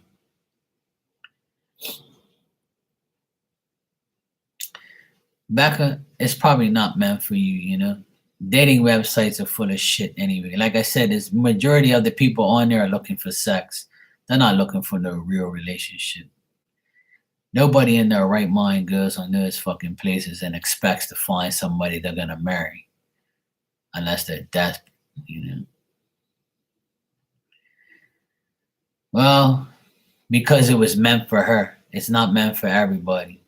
I've been on a few in my lifetime, but I've never been fortunate to be in anybody's DMs through a dating website. Yeah, I don't trust that shit no more. Like I said, if I was looking for a booty call, yeah, I'm sure I'll probably get one the same time I sign up. But that's not what I want. I want a real chick or whatever. And I can't be dealing with somebody that's there's a lot of expats here, right? And they're probably the only ones that I would give time of day to because Bermudian girls, I already know all of them, and they're all taken or married or they're all hoes. So, especially the ones my age, there's not too many like 40-year-old women in Bermuda that are single. They're all taken or they're all like doing something crazy. There's not much around. I'd have to like drop down to 10 years young. I have to go to like 35, 36. I know a 35-year-old girl right now. I speak to her every other week or every week sometimes. But she's like, she's kind of like interested but not interested. One day it's like, hey, Mark. The next day it's like, next day it's nothing. Then next day it's like, oh, hey, how you doing? Oh my God. And I'm like, okay. And then some days it's just me talking, and then she's just sitting there looking at me like, it's weird. People are just weird. They're just not like, some people have just been, they take a lot of, my whole thing is this. People are still taking their heart from the past into the future relationships, and that's where you go wrong. Never take, no, she's not a Gemini, she's a Cancer. So that's even worse. So, uh, yeah, see, the thing is I think that a lot of people in this world that are like 30, between 30 and 50, you know, that's the issue is like we all have been hurt too many times, or we've been through too much bullshit. And some people are been through like a lot of long-term relationships. So, it hurts to get into another relationship without thinking about the last one.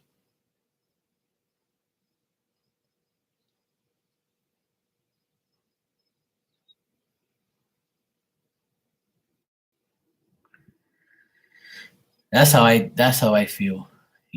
I'm 46, and people my age are all fed up. A lot of people my age are fed up. And they're like, I'd rather be single. I don't need a man. If I do get a man, I don't fucking care. Rah, rah, rah, rah, rah. And, I'm perfectly fine by myself, and I don't need a man. That's what a lot of women say to me. I don't need a man. So as soon as a woman says to me she doesn't need a man, that's a turn off, because that's not what a relationship is. You're not supposed to need a man to have a relationship. You're supposed to love a man that loves you, and you work together. It's not about needing anyone. We don't need it. We don't need a man or a woman. We don't need a relationship. We want a relationship. What we need is love, respect, and trust, and to honor and be loyal to each other. That's what's needed.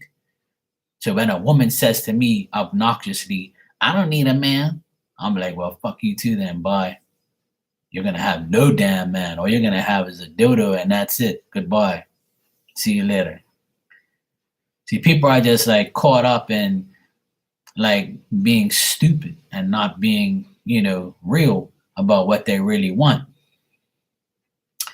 IG, you said the interesting thing is I guarantee that you start to show interest in another woman, she'll be interested. It's weird how some women and men can smell interest of other people in presence. Well, that's true, bro. I agree with you. Hey, Jade, how you doing? But see, why that my thing with that IG is, why should I have to do that to get another person? So if I have to do that if I have to show interest and show her that I'm interested in somebody else to get her attention, then that just shows her character. So I don't want nobody like that. I want a person that already knows what they want. So if you're interested in me, I shouldn't have to persuade you to be interested in me, because that just gonna be trouble in the future. That's trouble for me, because when I'm with you in a relationship for a couple months and we're like, having sex and we're all lovey-dovey and we're fine, and then you see me entertaining another woman that I know that was from high school or something, and we're just catching up, you might be like getting, irritated and then cause an argument because of your jealousy or your insecurity. And that's what's happening in the world more and more every day. Do you know how many people have told me they're getting a divorce because their significant other controls them too much and gets jealous when they see them talk to another person? Like, so what? I'm never supposed to talk to another woman because we're married now? That's not what marriage is. Marriage is you and the person you're with. You can still talk to the opposite sex as long as you're not fucking them or cheating on them. That's the difference. Talking is one thing, action is another. So my whole thing is this: if we're gonna get married one day, and you see me talking to somebody, a woman, like, say I've made this example a million times, and I'm going to say it one more time, and I'm probably going to say it again in the future. Use me as your example. Majority of the people that come in this chat room is 90% women. Correct? I flirt with them. I talk shit to everybody. I always tease the women and say, look, if this guy so and so ain't gonna be with you, you can always come to Bermuda and be with me, right? And I joke around with all the women. I flirt with all of you. We talk shit to each other. I'm just like that type of person, But I know who I can talk shit to, but I do it in a respectful, funny way. So just imagine, right? If, I have a girlfriend and she comes home now, right? And she's living with me. And, she never heard me talk like that, but she, eavesdropped on me and was outside listening to me. And I was caught up talking to everybody and talking shit. And she was listening to me saying, hey, sweetheart, yeah, you can come to Bermuda. I've got a girlfriend, but, we can work things out. I always need a plan B. But it's a joke, right? Just imagine if she heard that and took that the wrong way. You see what I'm saying? Because she doesn't know that I talk to you people like that. So then she's going to be like, she's going to, feel a certain way, right? But if I knew she was here, I would never do it because I don't want to, obviously I respect her and I wouldn't do that, right? Because she's my girl and I don't want to be on here talking shit. But me personally, as if I'm dating somebody and we're, at a place where we're really in love and I'm serious, I'm not going to come on here and flirt no more. I'm not going to come on here and say, yeah, you can come to Bermuda even though I got a girlfriend. Yeah, I would guess, she'll probably say, look, yeah, I just heard him talk shit to these girls online. All right, he just said her picture looks nice. That's it. I'm leaving. I'm going to the bar to get some outside dick. Fuck Mark. I don't care about him. Next thing you know, I'll be like, hey, babe, where you to? Oh, I heard you talking online outside your house. You were saying that, you were telling somebody that you was ready to be with them. So fuck you, I'm going. I'm like, no, sweetheart. I talked to these people for the past 3 years like that. I'm just joking. Take it easy. You guys go on my live and go see. Now, why should I have to explain that shit? I've made that example plenty of times. See, so what am I supposed to do? If I get involved with a woman right now and 3 months time, I tell her, look, I'm a psychic. I have my own YouTube channel and she goes through all my videos, right? One day. And she starts seeing me talk all this shit to everybody. She's like, I can't trust this guy. He tells all these women come to Bermuda and tells them all, yeah, if your boyfriend ain't doing it right, you can come see him. You see what I mean? So your insecurities are going to ruin your chance of being with actually a real decent person. Yes, but that's the thing. I can tell her off the bat, but it can also ruin it as well.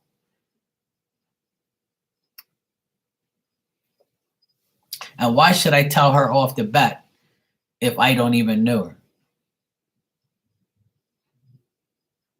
Why should I tell a woman, if I meet somebody right now and I start to date her and we're dating for 3 months, I'm not going to tell her that I do this stuff. No way. Because what if it doesn't work? Then she's going to know my business. You ain't going to know my business in 3 months. I know you guys for a while. I don't tell you all my business. I just tell you what's going on, whatever. We always say, hey, how you doing? Whatever, blah, blah, blah, blah, blah. But I'm not going to sit here and tell you my whole personal life. Obviously, I don't even know you people. I never seen you in my damn life. You know what I mean? So it's different. But that's the way it is with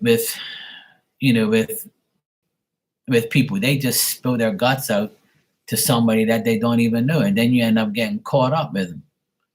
See, this is a serious thing for me, even though some people call it a hobby. It's still something that I need to concentrate on and do in a correct way. So I don't need no distractions. I don't need no possessive weirdo woman acting crazy, going around Bermuda telling everybody, oh yeah, I dated this guy, Mark. Do you know he's a psychic and he talks to dead people? This guy's crazy. Thank God I don't go out with him. This guy's delusional. He probably talks to the devil. And then my whole name's out there in Bermuda, like everybody's like, oh yeah, oh I know him, yeah. He used to be a DJ. I remember him. He's a psychic. Oh, that's bullshit. That shit's trash. It doesn't exist. Psychic shit's not real. See what I mean? Then I have to deal with all this shit for knowing somebody for 3 months and it didn't work. So I don't really want to Unless the person is already psychic, they'll understand. Or they like this type of thing, then they'll understand. I'll probably tell them. But if like we're sitting at dinner one day and she's like, "Oh, hey Mark, what's your zodiac sign?" I'm like, "I'm an Aquarius." I was like, "What's your sign?" "Oh, I'm an Aries." "Okay, cool." And we're just doing. I said, "What? Do you like astrology?" And she's like, "I don't believe in astrology." I was like, "What do you think about psychics?" And I'll be eating my steak. "What do you think about psychics?" "Oh, I think they're all full of shit, and I'll never go to one." And I'll be like, "Okay, cool, no problem. That's your feelings, whatever." Then I'll just start eating my French fries and looking at it like, "Yep, this ain't gonna work." Then I'll just go to my drink and my water and say, "This is my last date. Looks like I'm fucked again. She don't believe in psychics."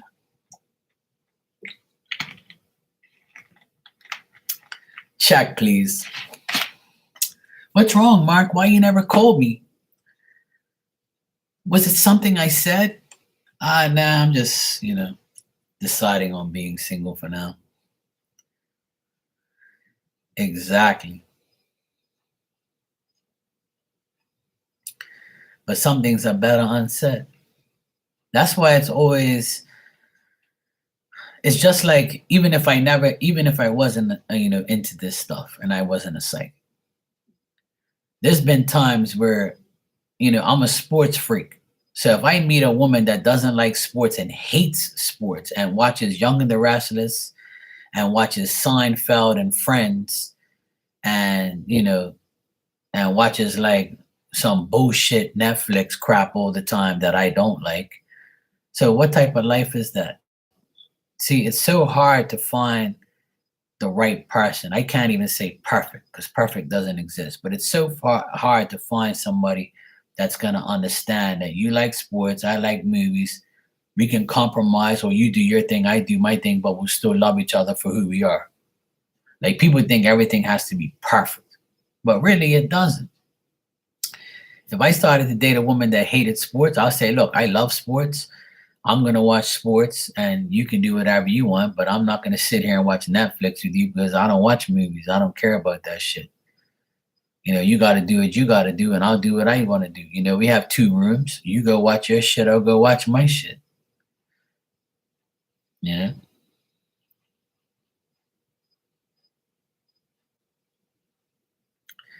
Well, that's the thing. I'm very open and honest with it too. When I meet somebody, I tell them, what I'm about. I'll sit there, I'll be like, "Yeah, I have my own business. I'm an electrician. I've been doing it for 25 years. I've been on my own for 16 years. I do maintenance. I do this. I do that, blah, blah, blah, blah, blah." And some women love that. They would love to have a guy like me to fix all their shit for free or fix it for sex, or whatever, you know? And they'll be happy to have me around because I'm beneficial. But what are you bringing to the table? That's my question. What are you bringing to the table? I know what I'm about. I know what I'm bringing to the table. But what are you bringing to the table? You got me? Some people will be like, "Oh, well, you're an electrician businessman and you're dating a cashier from Walmart. What the fuck are you thinking?" But I wouldn't care. I would date a cashier from Walmart or wherever because she's probably one of the nicest people in the world. And she is not a stuck up bitch that has a whole pile of money and, thinking that she's going to run my life. You got me? So I don't judge a person for what job they have or what they do for a living, but I just want to know what you're bringing to the table. It doesn't have to be money. It has to be love and respect. And that's it. And I have to trust you. If I can trust you, I will love you forever. It's when you lie and you deceive me, then we're not going to be together anymore.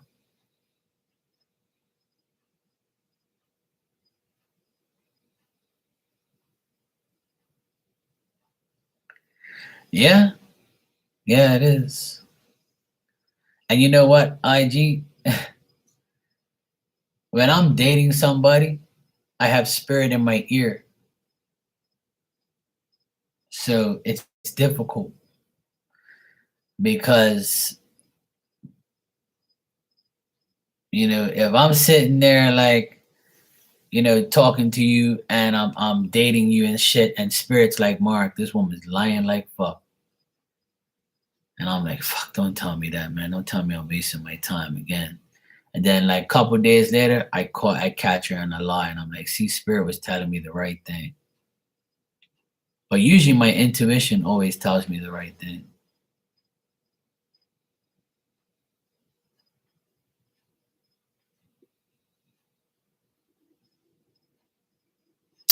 Absolutely, Jessica. I agree with you 100%. That's why when I said earlier that a woman that says she doesn't need a man is annoying, because then she pretty much doesn't want a man, because she thinks that a man isn't, a man. She obviously doesn't know. Let me tell you something, and this is the truth. There's tons of people in this world that's never met a real man. And there's tons of people in this world that's never met a real woman, because they are always connected to a half a woman or a half a man, or a person that doesn't even know how to be themselves. People, and then when you do meet a real man or a real woman, it awakens you. It shows you that, fuck, this is what I was missing all this time. So this is real. There is real men and women in this world. There is a real friend in the world. There is somebody I can actually trust in this world. Fuck, this is a miracle. And when you know you're being trusted and loved by multiple people, it makes you feel good, and it makes you want to be more trusted and more loved and more honored and respected. But then some people let that shit get to their head, see, and then they use your respect and love and trust and take advantage of it. And that's when you lose your reputation in minutes that you earned in years. And that's the bottom line. People have a problem. My opinion is people have a problem being honest for too long. People have a problem being too loyal too long. People just can't do it forever. They just have to fuck up. They have to just be a dickhead. They have to be a bitch. They have to be a liar. They have to lie to get out of something, or they have to like be different. Like, why can't you just be good all the time? Like, why can't you just, why do you want to remember your lies when you can just tell the truth? It's simple, but people don't want to live a simple life. They don't want it. They really, truly don't want it. So if you're, a good person that tells the truth, you want somebody that's gonna treat you right. How the fuck is that gonna happen if you don't meet that person? Because usually that person's being taken advantage of it right now as we speak. That's the sad part. The good and the bad is always mixed up. The good and the good sometimes don't exist, but the bad and the bad will. It's hard to find, but it's also easy to find. But sometimes when we find it, we're not even sure if it even exists, because it doesn't exist too much. So we question the wrong people, or we don't give the right people a chance.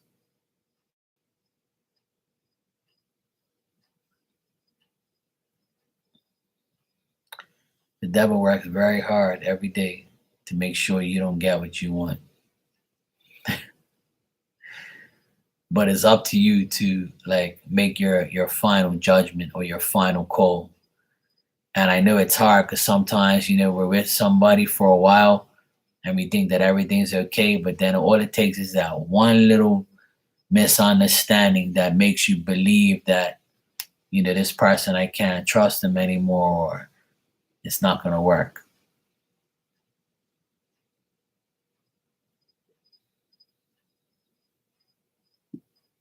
That's what I said, you know?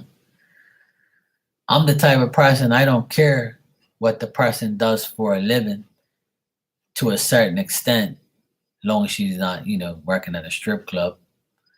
But I always make that example. Like, I don't care if you're like, you got a low end job. Some people with a low end job are the best people in the world because they know how to live off of nothing. Then, whereas a person who has everything takes everything for granted. And like I always say, you are who you hang around. So if you hang around the wrong people, you're going to treat the right person wrong because you're hanging around the wrong people.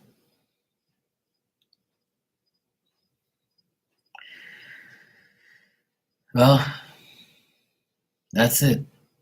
It's choices, options, and preferences is what I use the word preferences a lot. And some people get mad because everybody in here has a preference of what they want in a woman or a man, right? But you might not always get your preference. If you do, you're blessed. If you don't, you have to make adjustments so your preference is 80% met, not 100% met.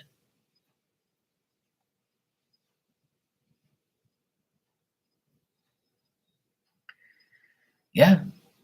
Well, that's the issue that I find myself dealing with, Jessica, is I give a woman a chance to prove herself, but she doesn't. But I prove myself every single time. I always do my part in a friendship or relationship. I always do my part. But whether that person does their part, in my opinion, what I think they should do as their part. See, my part expected of them is the same. If I'm giving you 100%, I expect you to give me 100% as well. But my expectations are very high. I have confident expectations that you will give me the same respect that I give you. Now, if you don't, then I'm moving on. I'm not even going to entertain you no more. I'm not even going to waste one more minute of energy dealing with you because it's not about, giving, doing, and not getting nothing in return. If you're giving me half, then it's not going to happen. It's like if you have a $10 bill and you rip it in half, what's that half going to do? I can't use it without the other half. So if you're not going to give me 100%, then goodbye. It's not going to work. I have to get 100%, especially if I'm giving 100%. So if I'm texting you, calling you, treating you right, you trust me, you love me, you care about me, you check on me like I check on you, we work together, we do things together. I'm not going to be in the kitchen making food while you're sitting down doing fucking nothing. That don't work for me. I'm not going to be your servant, your slave, and I'm not going to be your little bitch. And you ain't going to just give me coochie and think that I'm going to do everything for you. It's not going to work that way with me.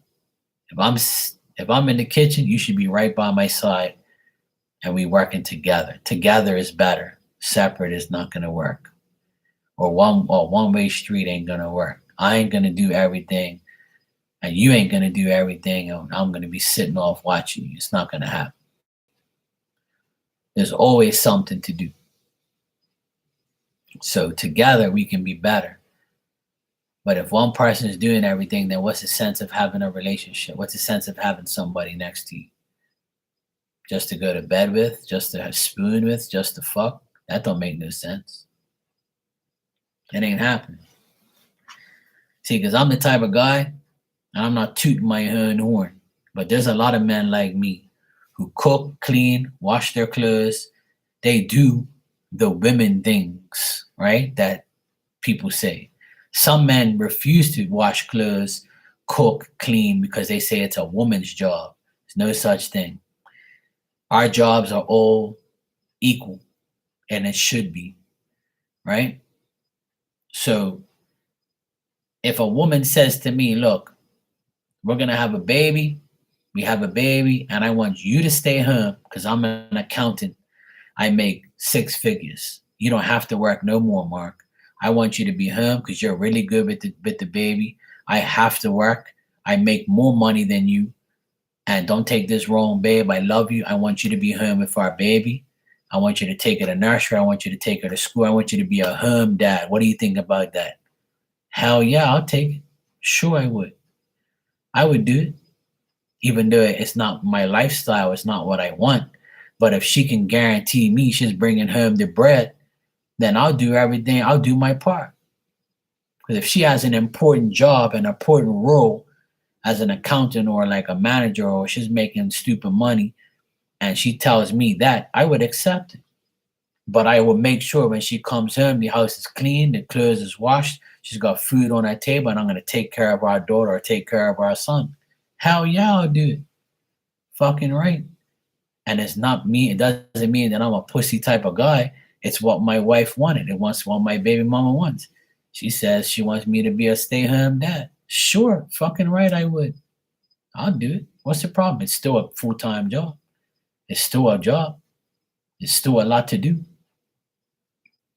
And that's the problem. Yeah. That'd be a dream come true. Fucking right, hell yeah. She'll have everything she ever needs. No problem. But I'm the type of guy, I want to work together with my woman. I don't want her to do everything for me. And I don't want to do everything for her. We should do everything together. Together is always better. Always. I always believe in that. I always want to do that. It'll make me happier if we do everything together. Absolutely. That's just my perception of a good relationship. That's the perfect relationship is you guys, we do everything together. We both wash clothes, we both make food, we both buy food, we both pay for bills, we both do everything together. There should be no like, oh, this is your job. No, you got to do this. And if you don't do it, then I'm not doing it. That's just childish, dumb shit. When you can do something, I'll do it for you. And then when I can't do it, you do it. Look, I'm sick today, babe. I'm all fucked up. Okay, that's all right, sweetheart. I'll wash the dishes. I'll cook tonight. Look, babe, I'm not even hungry. Just make something for yourself. I'm sick. I don't really want to eat today. All right, cool, babe, whatever.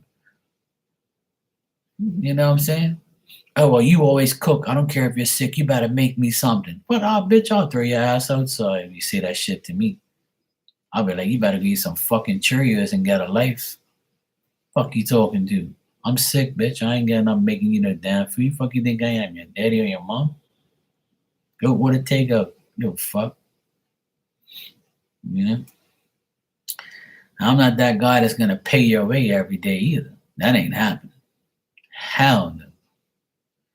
If you think that I'm a bank and you're just gonna use me as a debit card, that ain't happening either. I don't care what you do to me sexually. It'll never be enough to take my money and take my life. Fuck that. Exactly. Then the energy needs to be 100% reciprocal. Yeah, absolutely. But see, a lot of people don't want to live that way because they think that that's not the right. They want the man to do everything. Fucking world you live in. If all you women want equal rights and you can do what a man does and you're out here preaching about women rights, so then why does a man have to do everything for you if you're preaching the opposite way? Fuck you talking about, woman? You can't fool me with that shit. Mm-mm. No, you won't. No, you won't. But hey, it's not a perfect world and never will be. But I know that there's good people out there that want a good relationship. They just have to find it or have it find you. And my advice to everyone who's single, you're better off single and happy than being in a relationship worrying about what somebody else is doing and getting treated like shit. And when you get yourself into a potential relationship, Dot your I's and cross your T's. Make sure you investigate that person. Make sure you find out shit about them before you really settle down. That person might be using you as their escape. You know, it's better to know everything than to go through a period of time where you regret it. That's why in my deck, one of the cards say investigate the person you're dealing with. And that's why I put it there, because it's something I wish I would have done many times. You have to be a private investigator for the first 3 to 6 months of your getting to know somebody, whether it's friends, family, workmates, work colleagues, bosses, jobs. Investigate that shit. Be a private and be a private PI for fucking 3 to 6 months. Trust me. Because if you're not gonna end up losing your mind or being like, fuck, how can I didn't see this shit from the beginning? If it's too easy, that means there's something wrong.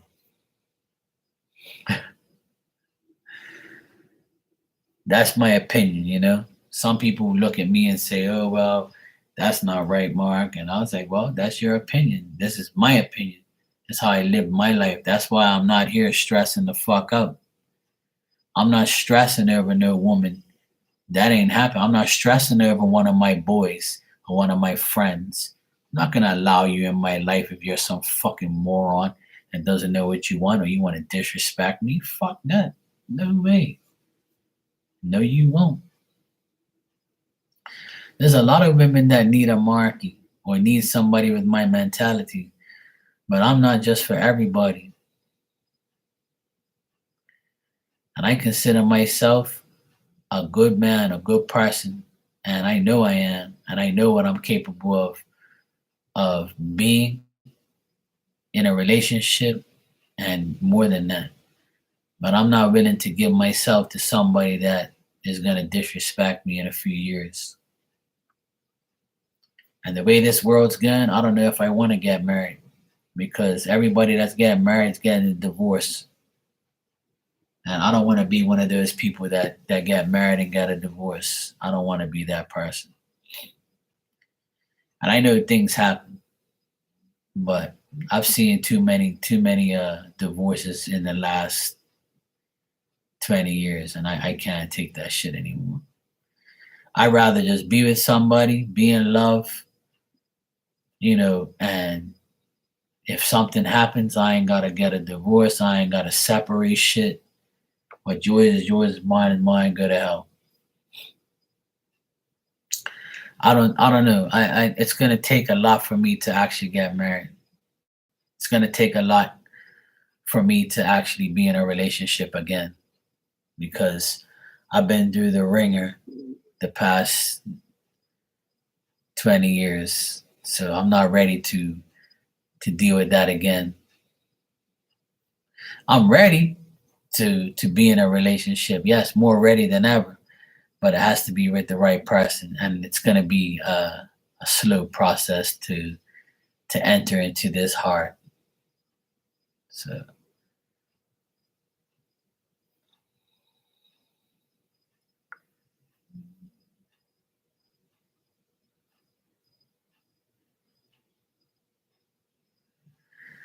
Well, the thing is, you have to find Jessica. You have to find someone has to find you as a. See, the thing is, when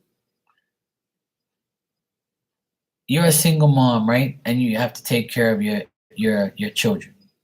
I respect that. Yes, you work 2 jobs. You take care of your autistic son. You raise your 8-year-olds. Your 8-year-old boy is a single parent. You cook. You clean. You're always busy.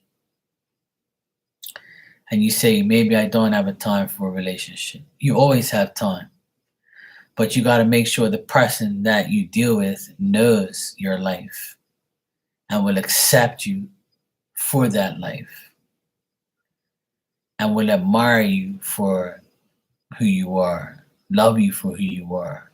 And the time that you do spend with each other, it's sacred and special, whether it's 2 hours a day, 3 hours a day, or more. And it's also, and don't take this the wrong way, and I always tell every woman that when you have kids and you're a single parent, it's difficult for a man to just jump into your family, and you have to realize he has to gain your trust so you can trust him around your children. So it becomes a more difficult relationship to be in. A lot of men will be like, fuck, she's got 2, 3 kids or whatever, how many kids. So I have to gain their trust. And what if I don't? What if these kids don't even fucking like me? Like, I'm gonna feel uncomfortable every time I go to see my woman. I love her, but fuck, her kids hate me, like, or her kids look at me like, you ain't my dad, fuck you. See what I mean? So, like, I'm not saying that it's impossible to find somebody, but you have to find the right person that will take on those responsibilities and will go through the patience of gaining the trust of not only you, but your children.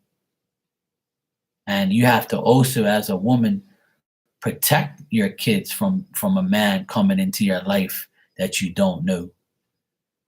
So it's a difficult situation. I would hate to be in that situation, but we have to face reality. That's the reality of a relationship with being with kids.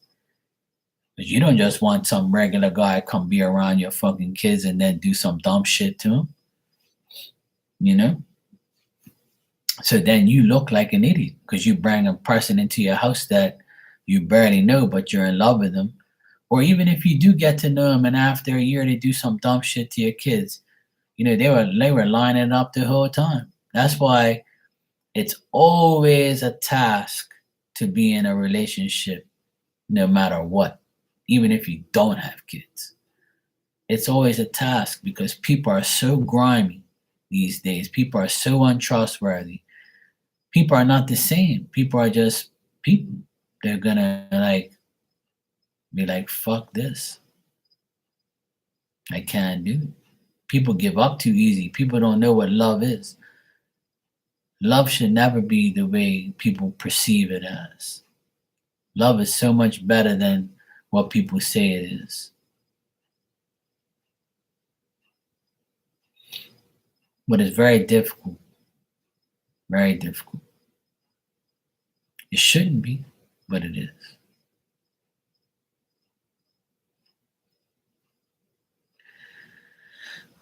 I'm watching it unfold right now. My sister's getting a divorce. Her husband's a fucking dickhead and he doesn't even care about his kids. And here I am, would love to have the life he has, and he's throwing it away. So it makes me discouraged. It makes me wonder, like, is that going to be me eventually? Like, am I going to have a child? I'm 46. Say if I meet somebody this year and I get her pregnant by accident next year, and then I have a baby, and then come to find out that she's not who I think she is, and then I'm gonna be here fighting her in court for my child because that's what I would do if I knew she was an unfit mom. And then I have to be a single dad for the rest of my life. And I have to explain to my child, your mama was a hoe, or your mama did this, or your mama cheated on me when you were 2. Shit like that. It's like we shouldn't have to go through things like that. We shouldn't have to deal with that shit. But people change. People do stupid shit. People get caught up in the moment. People get arguing and they do it. They do impulsive mistakes. They do impulsive things. They act on impulse. I see it happen every day. Yeah, see? My sister was married for 20 years and she knew her husband for 24 years.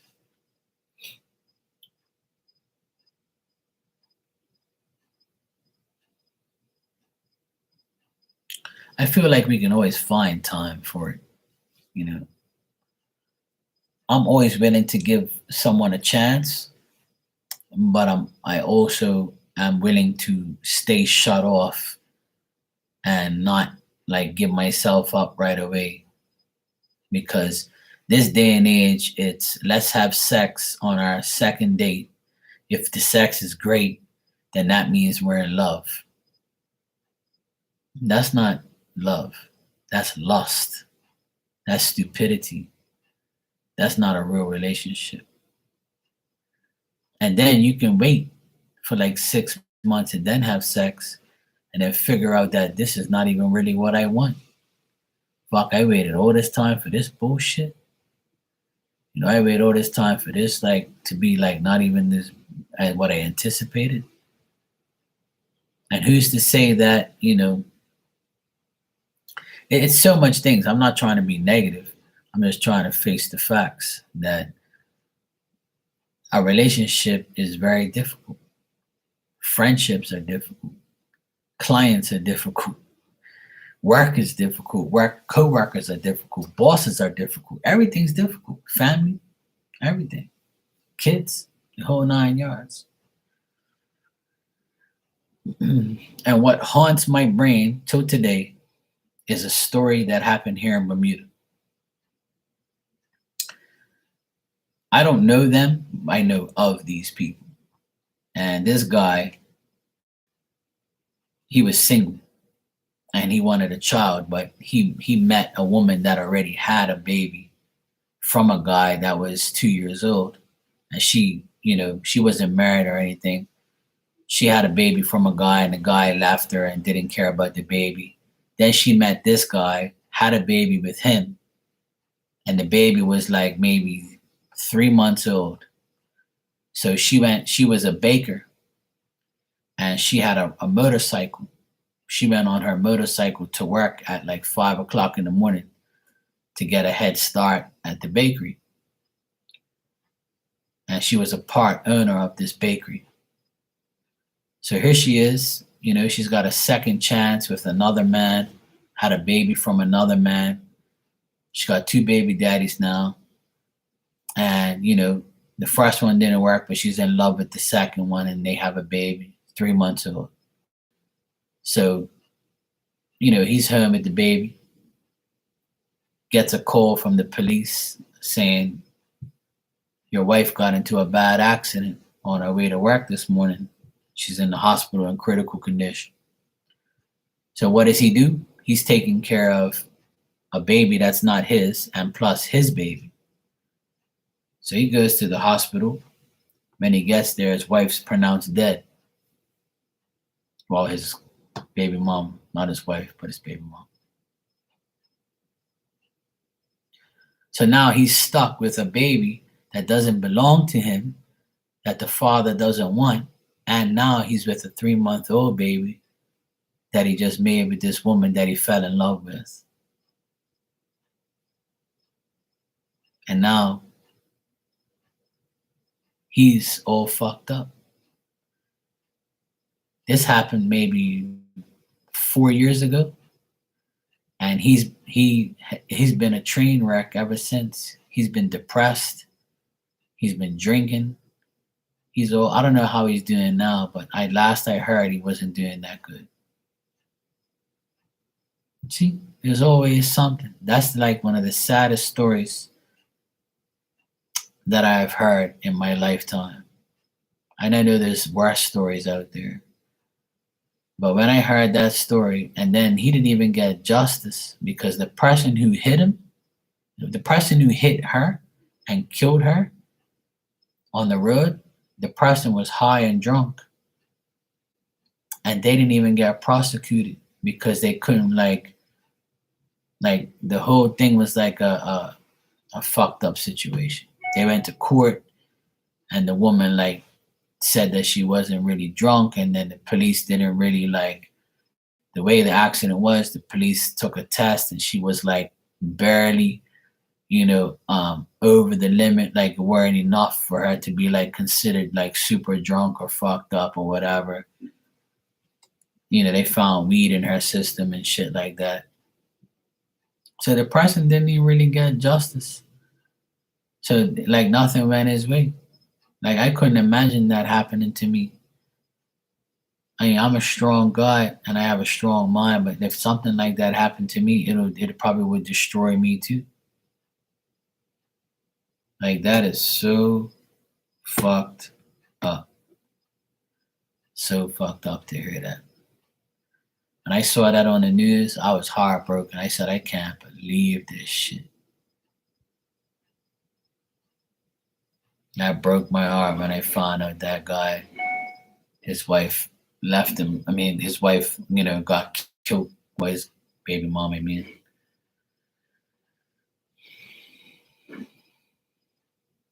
sad, man. It's a sad world. Sad things happen, and I feel bad for people who go through those things.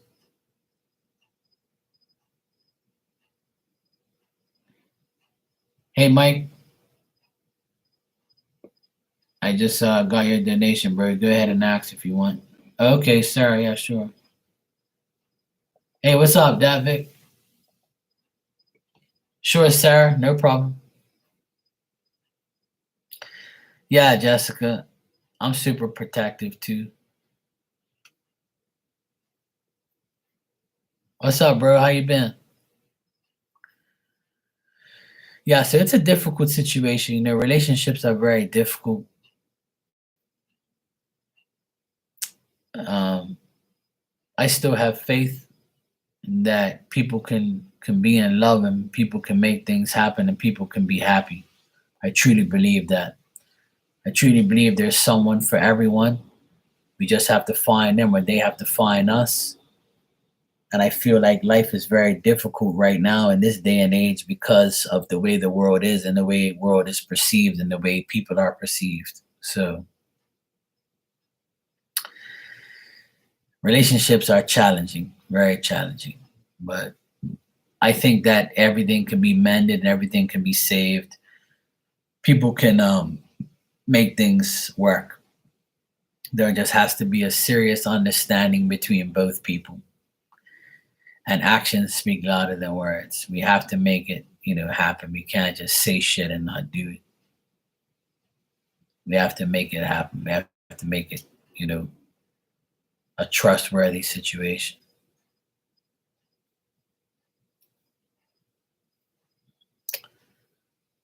But if I do find somebody decent, I'll let you know. And if I do ever get married one day, I'll invite you all to the wedding. All right? That's all I gotta say. And if you get married, just remember invite me because I like wedding cake. I think it tastes nice.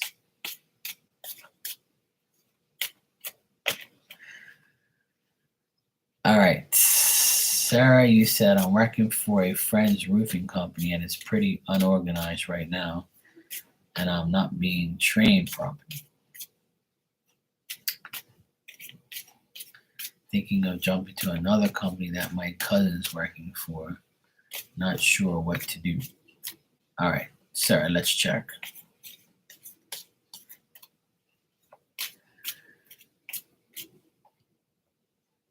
Excuse me.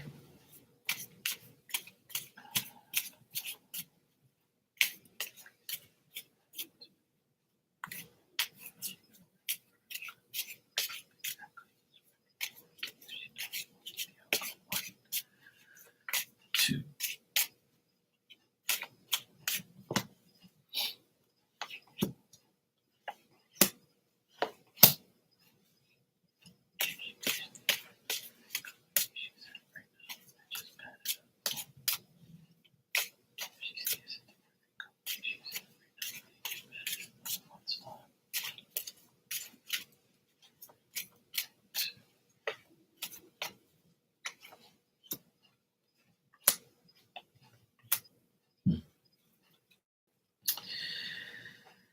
Oh boy. All right, Sarah. If you stay at the place, if you go to the if you jump to another company that your cousin's working for, it's gonna be more of the same shit. It's gonna be like the same type of situation. There's gonna be like indecision of proceeding, and they seem like they could be unorganized as well. And it could also be like an unexpected change. You might not get along with some people that are there. There could be like some bad things going on with that company as well, and you might feel like reluctant if you were to go there to be stable at that place. Looks like this place also is a difficult and hard.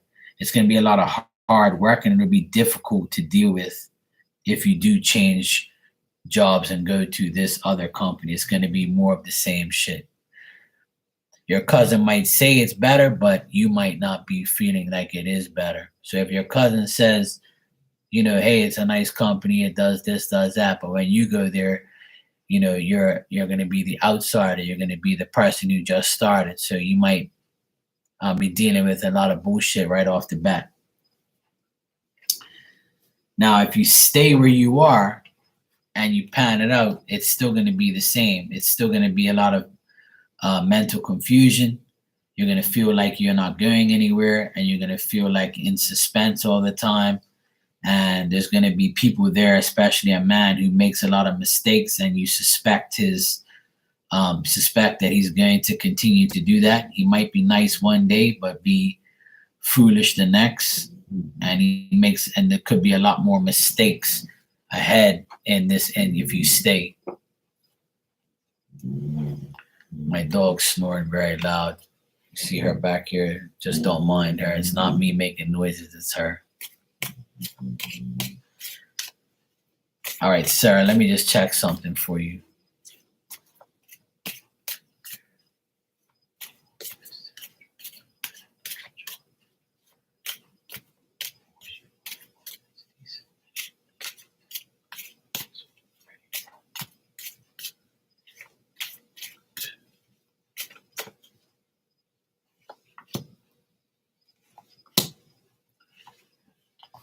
Now, what I'm getting here, Sarah, I don't know if this is on your mind or on your agenda, but I would say talk to someone else about another job. If you can find another job beside your cousin's place or the place you're at in the next, like this month, if you can possibly find a different job this month and going into next month, you'll be offered this job if you want. I think that if you start talking or messaging someone or sending in a letter or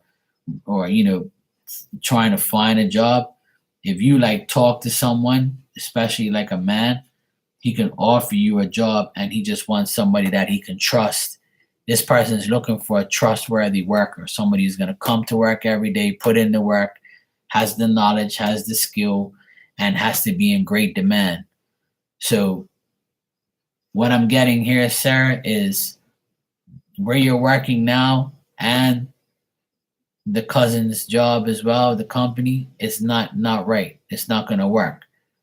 I'm getting that another job is very possible for you to go to.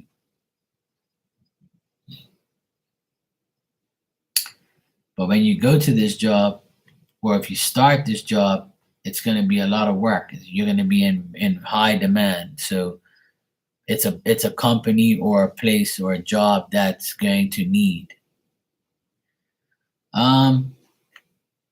If that's what you want, yes. If that's so, what I'm trying to say is, if you go find another job besides the two that you're saying, it can definitely work. It'll definitely happen.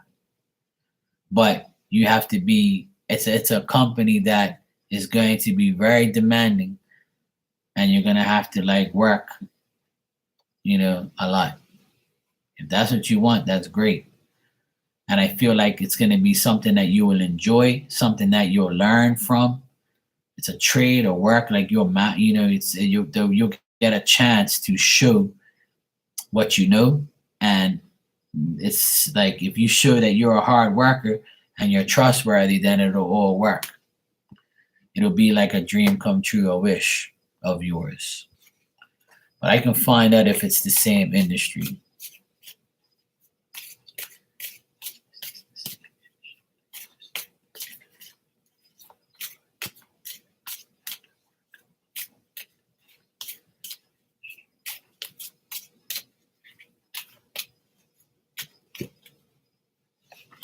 Yeah, it's the same industry. Yes.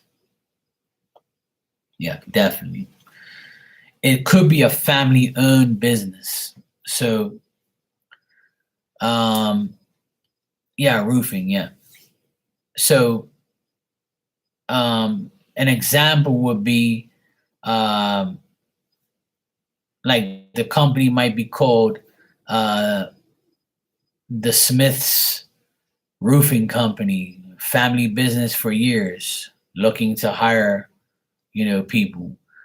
Like I think it's a family owned business or like a family organization. It's not like two guys that are together and they're like buddies, or it could be like a brother business or a family business. Like the roofing business is like a family owned place, and they're looking for people to work.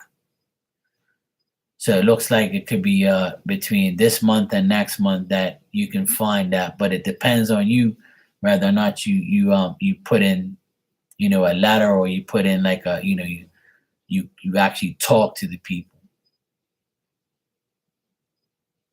But it definitely can happen this month if you wanted to, going into next month. But I feel like the roofing industry, and one of like on the roofing job that you can get is something to do with a family that owns it.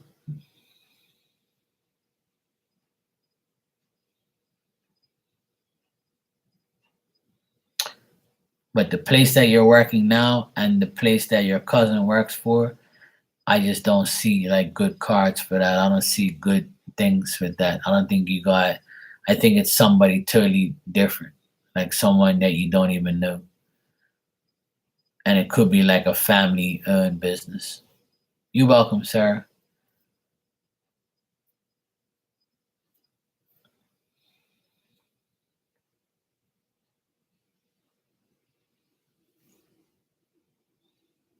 And if it's not like family-owned, it's like you'll feel like family there.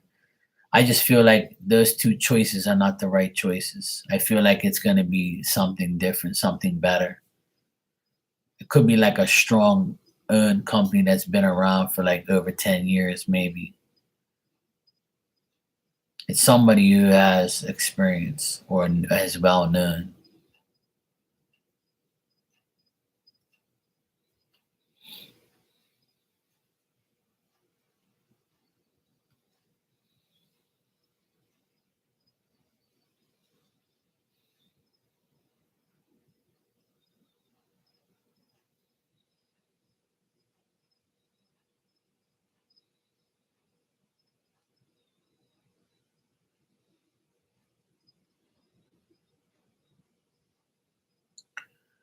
I'm also getting like it could be like a red and white sign or a red and white logo. Hmm. Yeah, something like that. It's like a red logo or red letters or a white background. It's like it's a red and white logo, the company.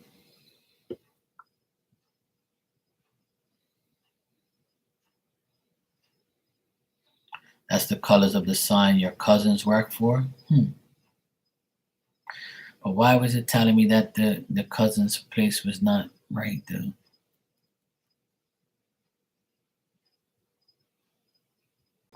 Well, the place your cousins work for, is it family owned? Maybe that's what it was telling me.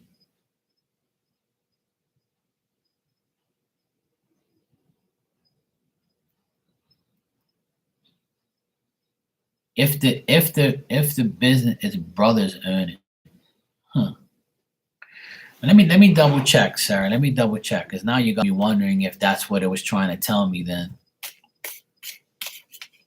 see, now it also could mean that when you first start to work for the company, it might not be that great, but then as it goes on, it might be okay. But let me just double check, sir. Let me double check, because now you got me wondering, because if the colors of the sign is red and white, and our brothers own it, that's family owned. So let me just double check. Let me double check.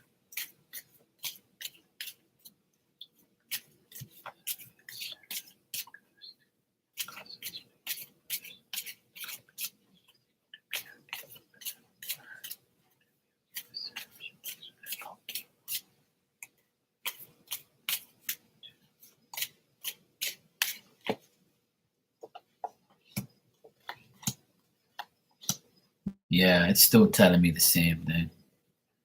Yeah.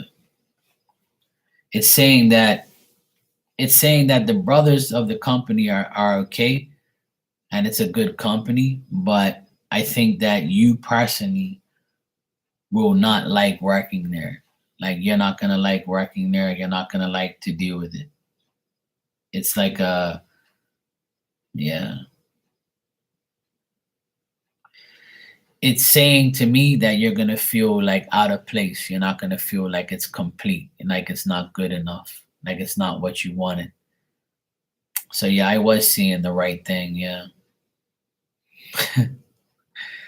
Yeah, I just wanted to make sure because that was weird because it showed me like a white background with red writing. So it could be, I mean, logos logos are always different colors. And usually a lot of logos are red anyway because it's a bright color.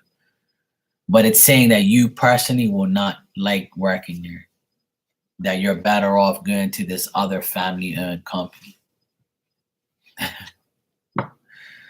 So yeah, I'm glad I confirmed that because I don't want to put you in the wrong place. But yeah, it's telling me the right thing. It's saying that the other place is way better. So where you are is not gonna work. The cousin's place is not gonna work, but the other place will. The other place will be a lot better. I would say look up some places and check and see how it goes, sir. Yeah. If you continue to stay there, it's gonna continue the same.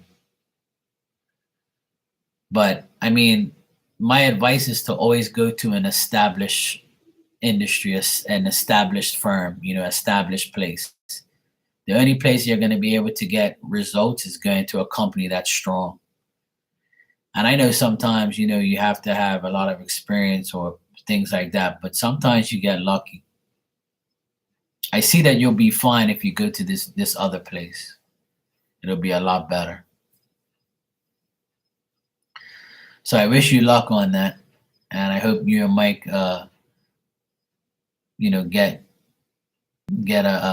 the jobs, and I hope you guys find happiness and get everything you guys need. I wish that for you guys. I'll pray for you guys. This is a good month to get things rolling. This is a good month. A lot of things are going to happen for a lot of people this month. Trust me, this month is like the right month to go get a job, to find a job, to change a job, to do something different. This is the month of transition. See, this is the month where the time goes forward. Like, we spring forward and flowers start to bloom, things start to grow. You know what I mean? Like it's a time for people to move forward. The sun's gonna pop out even more. So this month looks good for a lot of people. We just have to make it happen. All right. I'm going to sleep. It's past midnight here. I'm going to go get myself some rest. It was good talking to everybody. I'll see you all tomorrow. Tomorrow's Friday. I'll be on here Friday night. I'll be on here at some point in time. I might be here during the day tomorrow because apparently we're going to have bad weather. So I might be on here earlier tomorrow, earlier than this. I might be on during the afternoon sometime. We're supposed to have bad weather. It's already windy as heck outside. So you might see me here during the day, but I will be here tomorrow night as well. Alrighty. I love you guys. Have a great weekend if I don't see you. Enjoy your day tomorrow and be safe.